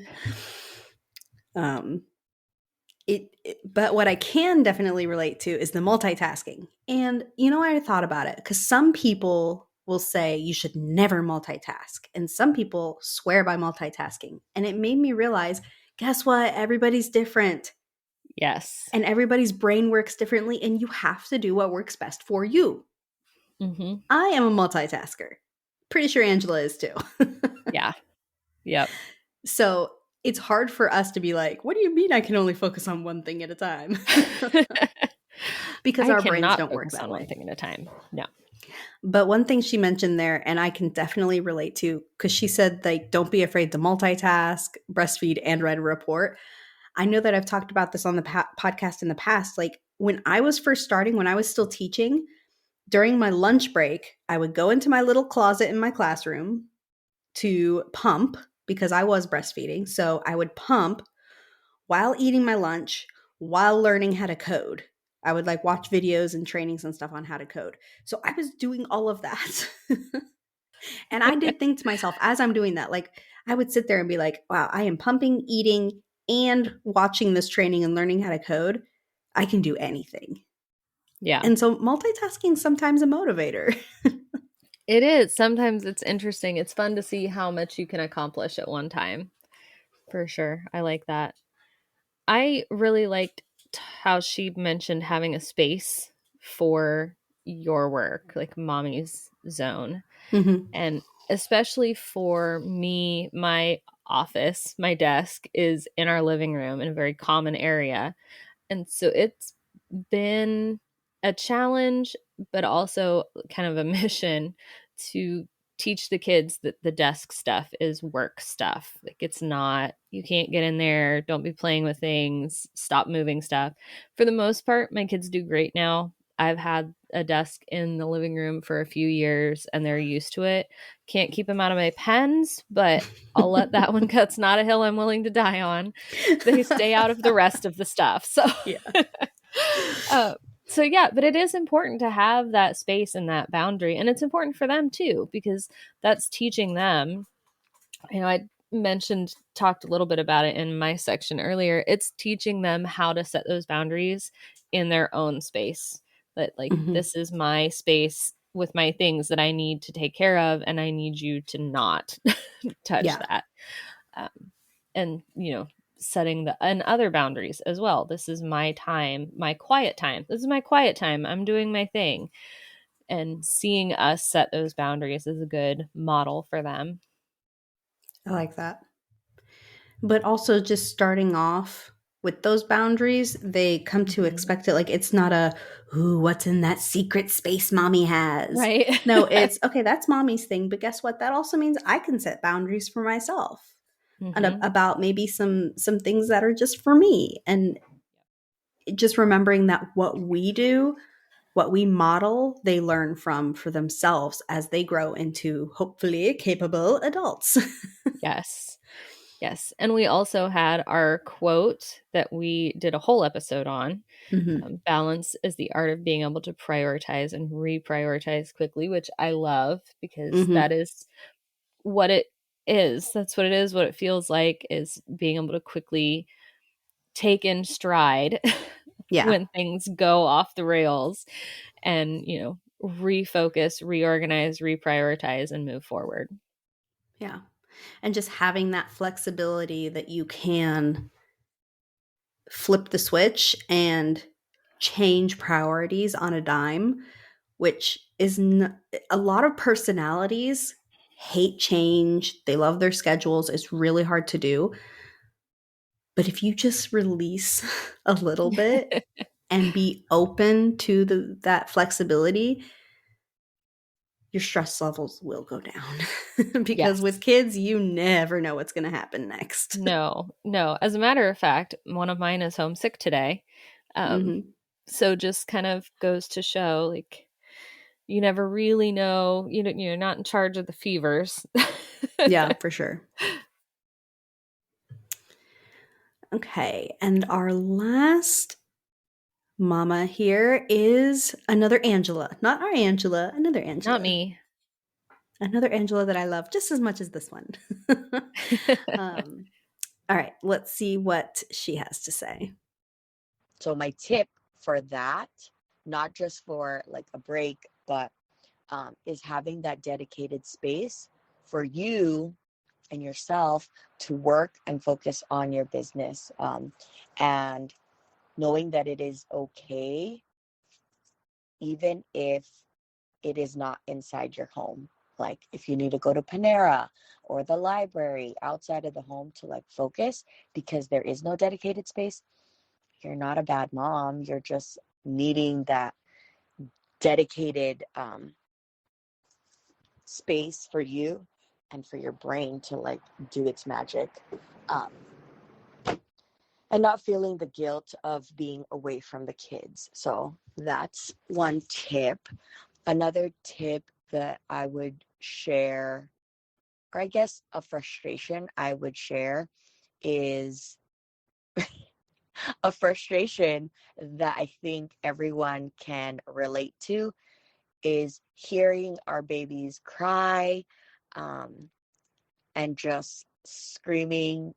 You feel like, oh, you're the only one that could calm them down, and you have to like run out there, which I still do.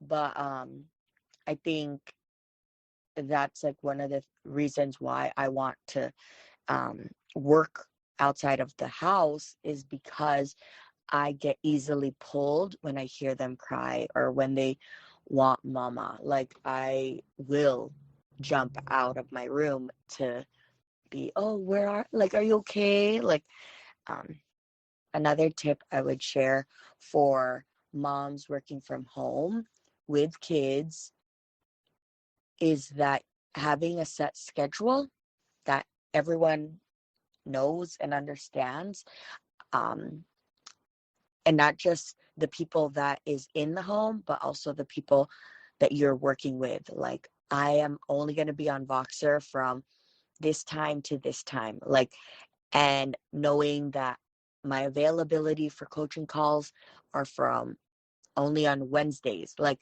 having that in place for your business will set you up so that you aren't feeling so overwhelmed and, oh my gosh, I have a bunch of coaching calls and I have to pick up my daughter, or whatever the scenario is. I think those are things that are valid, and you are getting to set that up yourself from the beginning, because you're the one creating your business and how you want it to look like. So I think just empowering yourself that you can help others on your time. It doesn't need to be on their time.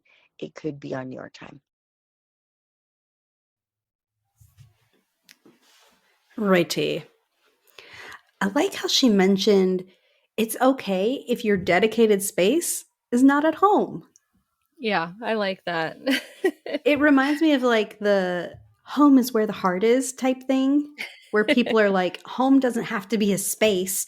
Home can just be where your heart is, where or with the people you love, no matter where it is, that's home. So for me, it's like my dedicated workspace is wherever I can focus. Yes. Yeah. Well, and that's one of, for us anyway, it's one of the perks of having our business online, is that we can kind of take our computers anywhere that there's an internet connection Mhm. and work. I know for a while, my kids were all in book clubs. And so I would take them to the library. I would take my laptop while they were in book club. I would go work. And I was joking with my husband once about, I get so much more work done in the hour that I am at the library and book club than I do in 2 hours at home. Yeah. It's because there's not those distractions, even with the kids in school. Like, there's the animals, there's, Mhm. the deliveries to the door, just kind of general distractions in the house. Mhm. But you don't have that at the library. So sometimes it is, yeah, you can just need to have that dedicated workspace be not at home. Yeah. Yeah. She also mentioned how, like, you're not a bad mom for needing to do that, right? For needing to escape the distractions, Yes. including the guilt that you feel when you hear your babies cry in the other room. When, I know It's that I've hard. felt that too. I'm very blessed to be able to say that my husband is a stay at home dad. And sometimes, because I work here at home, I start to hear my son cry. And I'm just like, oh, how did he fall this time? Did he get hurt? Is he okay? And I have to trust, no, daddy's there. Daddy can help him. He doesn't need mommy to come, hug him. I want to Right. so bad. But I'm like, no, it's going to be okay. I don't have to run at every little bump and scrape. Yeah. That mom guilt is hard when you hear your kids be upset and Hmm. crying, even though there's someone there that is going to be perfectly capable of taking care of things. You still feel like, oh, I should be there. Yeah. So yeah, I guess that is another good reason to have your dedicated workspace be not at home. Yeah. And even if it's just like this one day a week, I go spend the morning, like she said, at a Panera, at a coffee shop, just at the library, somewhere outside of the home. It To me, sometimes I'm like, oh, but that's so much work because then I got to drive there and then drive back, and that's wasting time. It's not wasting time if, like you said, Angela, when you're there, you get so much done. Yes. Yeah, and sometimes just a change of scenery can make a big difference in your productivity. So Yeah, for sure. there's that as well. I also like how she talked about setting a schedule Hmm. for not just your family, but also your clients, which is something that I did this year. Going into the new year, I let all my clients know, here's my new work hours. I take, one afternoon, 2 afternoons a week off. And it's impressive. Like, I worried about getting pushback, and I do still occasionally get messages from people outside of my work time. But I was talking to somebody the other day, and I said something about, okay, I'll reach out to you on Wednesday and let you know, give you an update. And he said, "Isn't that your family day?" And I was like, "Oh no, that's a different day. But thank you for, Yeah. because he was ready to tell me, like, don't do that on your family day." Yeah. So, and of course, as Jesse said, you don't have to explain, or you don't even have to say, "I take the afternoon off to spend with my family." You can just say, "I don't work in the afternoon on this day," or "I don't work before 10 or after 6 or whatever." Yeah. There are so many times where I have to sometimes look at it in a perspective of like, what if a doctor's office said they are closed on Friday afternoon? Yeah. You just respect it. There's nothing you can do. So it's the same thing with you and your business. If you tell your clients, I don't work Friday afternoons, they don't have to work with you if that's a problem. Yeah. And guess what? If they don't want to work with you because of that little thing, then it's probably for They're the best probably for not great everyone. to work with anyway, or at least not work with for you. They're probably great for somebody else, but Exactly. not for you. Not for you. Anyway. Okay. So thank you again so much to all the moms who reached out to help us. We loved hearing all your different perspectives, and I can't wait to implement some of these things and test them Yeah. out from these seasoned mamas. And again, if you want to learn more about each one, connect with them, learn more about them, even hire them or start working with them, down in the show notes below, we've got links where you can find out more about each one. All right, we're moving into the section of member Q&A. So if you become a member of Marketing Moms Monthly, you will have the opportunity not only to join our group chat where you get this community of all the other marketing moms, but you also get to ask questions that Angela and I will answer here on air. So that's another reason you want to get in. Don't forget marketingmomsmonthly.com. You can get your first month for free. And since this is the first time, we didn't have the opportunity to grab a whole bunch of questions from our audience, but I was able to head over to Facebook and stalk Facebook groups and kind of find some common questions that other ladies are asking. So that's kind of where I pulled some common questions we've seen and how we can answer them. So the first one comes from Polly. How would you find people to hire without paying an arm and a leg? I'm just starting my business and I don't have a lot to spend, but I really want help. This one's hard. Yeah. It's hard because as a business owner and as myself being the only person in my business, I can understand the impulse not to want to spend a lot of money. It's hard to invest money into your business, especially if you're maybe just starting out, if the profit margins aren't great, if it's a tight month, it can be really difficult. But having been on the other side of that, trying to find somebody to hire me and running into people that have that attitude of, I just don't want to pay very much, I can say that it's, what is your time worth to you? Mm-hmm. Because you're hiring them either because you don't want to do the thing, you don't have time to do the thing, or you don't know how to do the thing. Mm-hmm. And in any of those situations, you're getting your time back that you could spend on other money-making activities. If somebody's saving me 4 hours a week working on social media posts, that's 4 hours that I could be doing billable client work. Or reading a book. Or reading a book, right? Yeah, it doesn't have to be financial, but just, so it's about what is your time worth? And to use that example, what might take me 4 hours of social media work might only take them 2 or 1 Mm-hmm. if they're particularly good at it. So what is that time worth to you? Yeah. And you think that you're sure saving money by doing things yourself or learning a new skill just so you can do it not as good as someone who's an expert. But someone once said this to me and it's really stuck. Money is always replenishable, time is not. So if you spend the money to hire someone for what they're worth and just don't worry about it, then then the time that you get to now use on other activities is all worth it, because you can't get that time back, but you can always go off and make more money. And the truth is if they're good at what they do, they're probably going to help you make that money back plus more. Right. Yeah, that is the point of hiring help in your business, is to help you make more money. Yeah. And especially if you are, we are big advocates of hiring other moms or other people in your situation, because they understand. If you hire somebody good, if you hire somebody that understands that, your business is helping support your family, that you're a mom, that, all of those things, they're going to treat your business like their business. They're going to Yeah. help take care of it the way you take care of your business. And so why wouldn't you want to help take care of them? Yeah. I know a lot of people,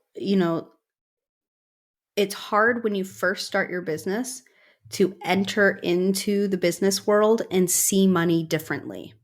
Mm-hmm. For a lot of us, even if it's $10 an hour, seems like a great starting point at some minimum wage job. I don't know what minimum wage is anymore. When we were teens, it was like $8 or less.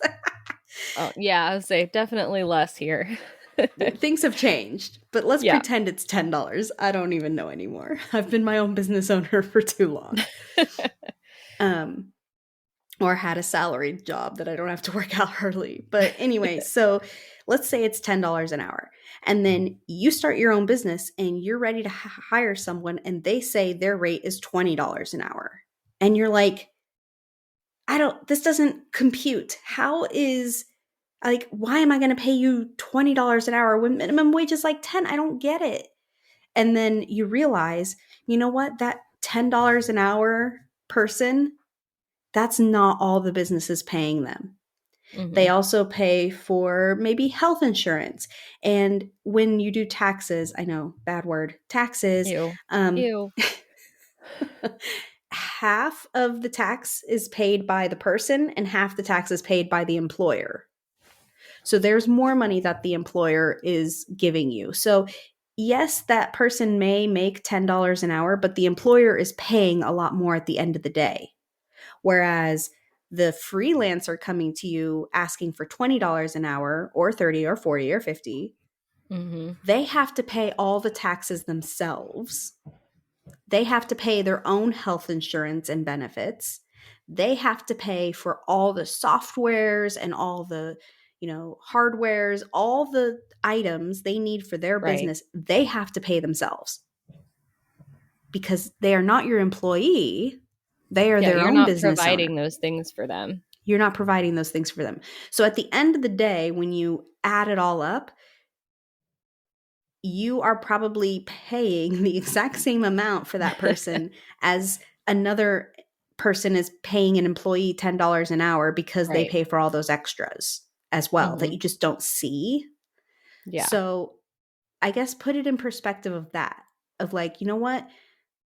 Starting at $20 an hour for a freelancer, I'm throwing that out there because I don't think I would ever pay someone less than that and feel good about it.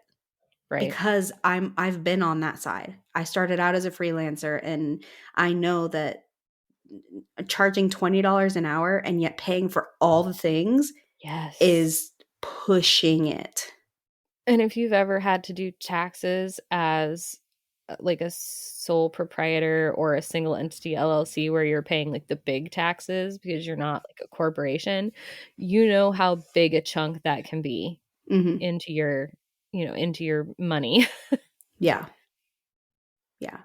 And also, you kind of like Angela mentioned earlier, if something would take you 4 hours and it may take them 2 or even 1, it may be worth paying them $40, $50 an hour because they're an expert at what they do. Yes.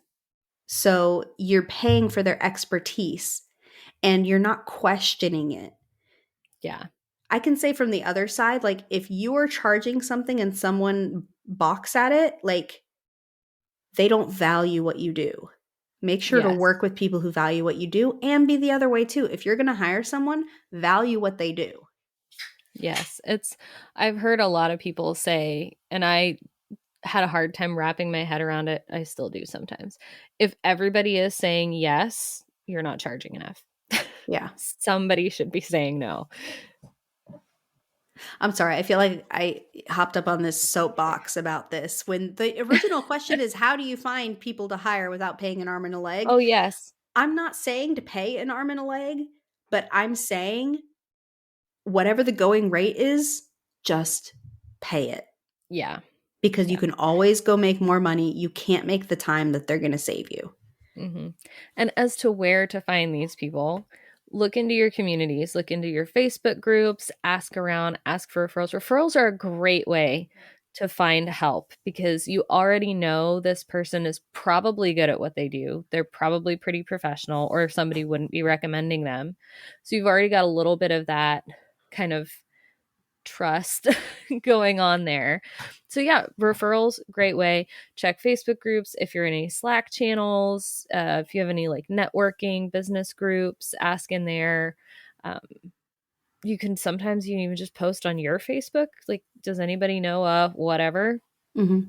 um, I got a client that way. Somebody that I had been in like a mom's group with several years ago remembered me saying that I build websites, and so when somebody she knew needed a website, she gave him my information. Mm-hmm. So it's so ask for referrals, check in your groups. There are, sites like Fiverr and Upwork that you can go to, but generally I say start with the people you know, see if you can get some referrals. That's a really good place to start. Yeah. Okay, so the next question comes from Shelly.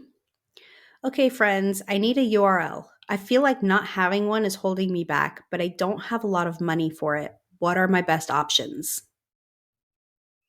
I feel like I there's feel a like theme when here. people are starting businesses, money is a huge obstacle, and it truly is. It is. But I Yeah. also feel like it's a mindset thing. Yes. Yeah. I'm not Because downplaying the money thing. yeah, but it's also because people don't understand, right? Like, you may not understand a domain is like $10 a year, Yeah. if Well, even. it Like, should be.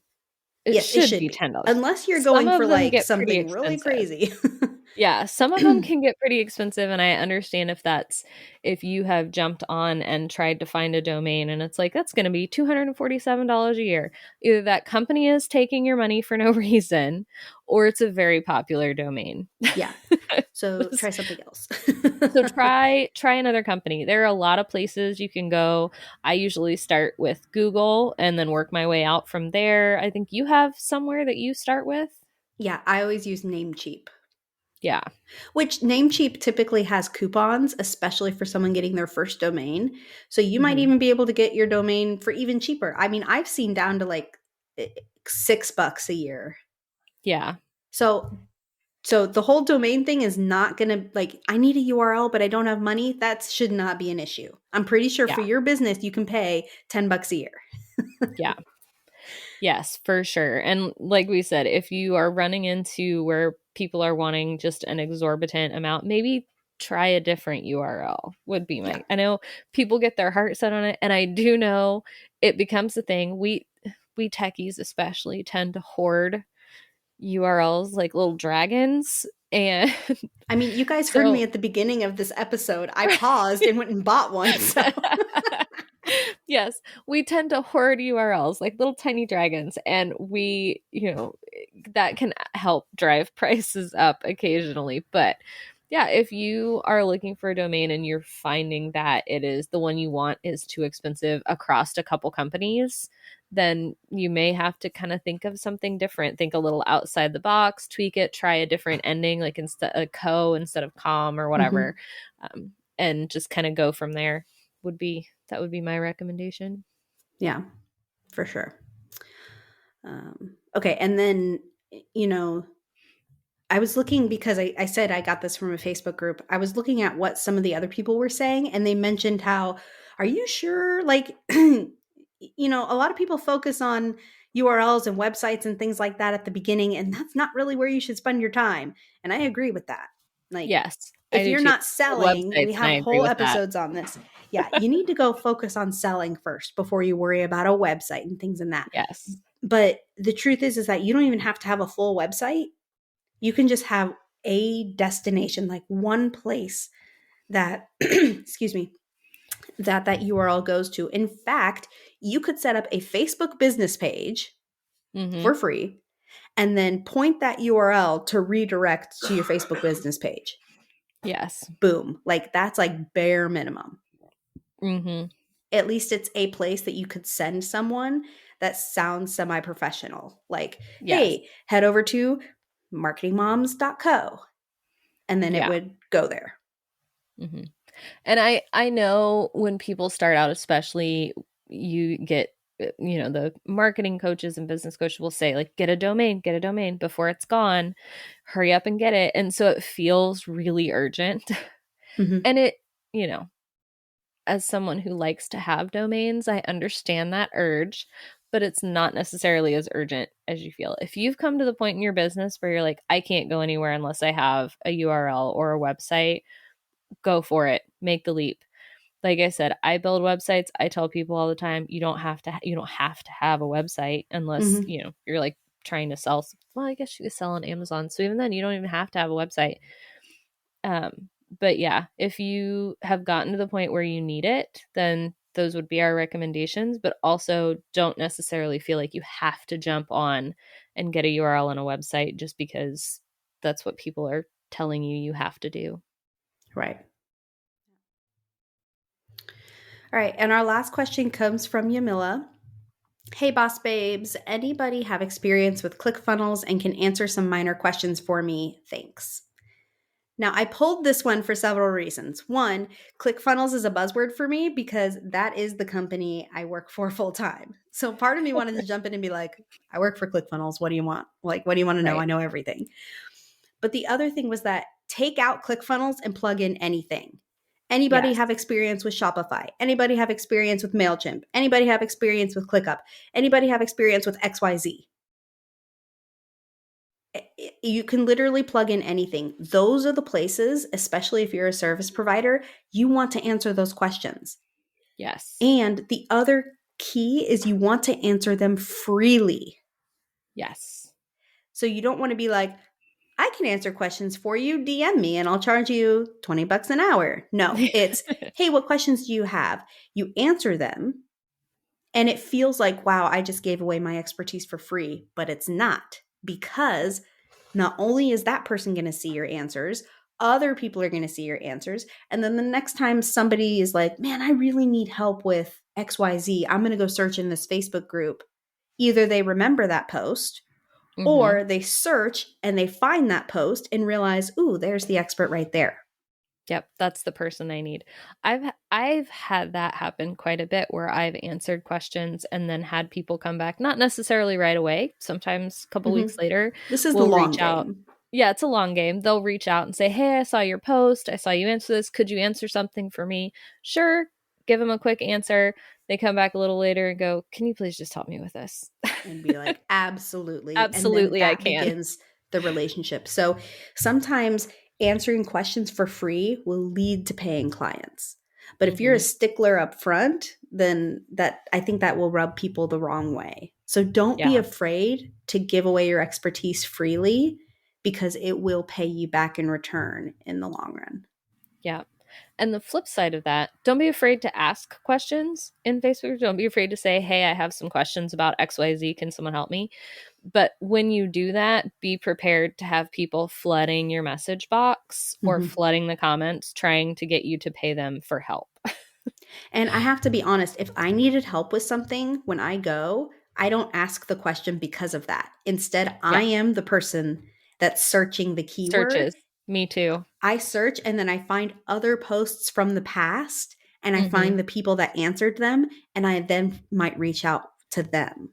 Yes, that's what I do. That's a great strategy. So that's why I'm saying, like, that's what I personally do. So it has to work the other way around, that if I'm answering someone, then that means other people can find me. So absolutely. Anyway, and I think this wraps up our first episode Yay! of Marketing Moms Monthly. And not only that, our 100th episode of the Marketing Moms 100th podcast. episode. 100. It has been a monster of an episode, and I'm so excited about it. Yeah, so if you are still hanging in there with us after probably, at this point, we're over 2 hours. Yeah. We're probably hitting 2.5 by now. I apologize, only I don't, because we wanted this. If you want these extra long, bulky, meaty, lovely episodes from us each month, be sure to head over to marketingmomsmonthly.com, where you can sign up for your first free month and get in and enjoy all the extra perks, being able to ask your Q&A questions, the community, the Black Book of Resources, the directory, all the things. You can see everything you get, plus all the bonuses, over at marketingmomsmonthly.com. So next week, we will jump back into our regular episodes that are only 15 to 30 minutes long, but much shorter. Much shorter.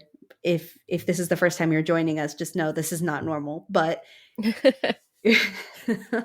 but it is going to be our normal in Marketing Moms Monthly. So if you want to hear more from us, that's definitely the place to come hang out with us on a closer basis. And we are just so excited about everything that we've seen in the past 100 episodes. In fact, that's probably what next week episode is going to be about, are things that we've learned or things that we've seen in the past 100 episodes. But I don't see us slowing down anytime soon. No, this is so fun. It is. It still, even after almost 2 years, doesn't feel like a chore. I enjoy hanging out with Angela. It just, I love it. You have to have something that you love, and this is definitely it for us. So until next week, we'll see y'all later. Bye. Thank you for joining us today. We're so honored this is where you chose to spend your time. If this episode helped you in some way, please share it with another mom who needs to hear it. We're in this together. And if you're ready for next steps, free goodies, and more, head over to marketingmomspodcast.com. We'll see you next week.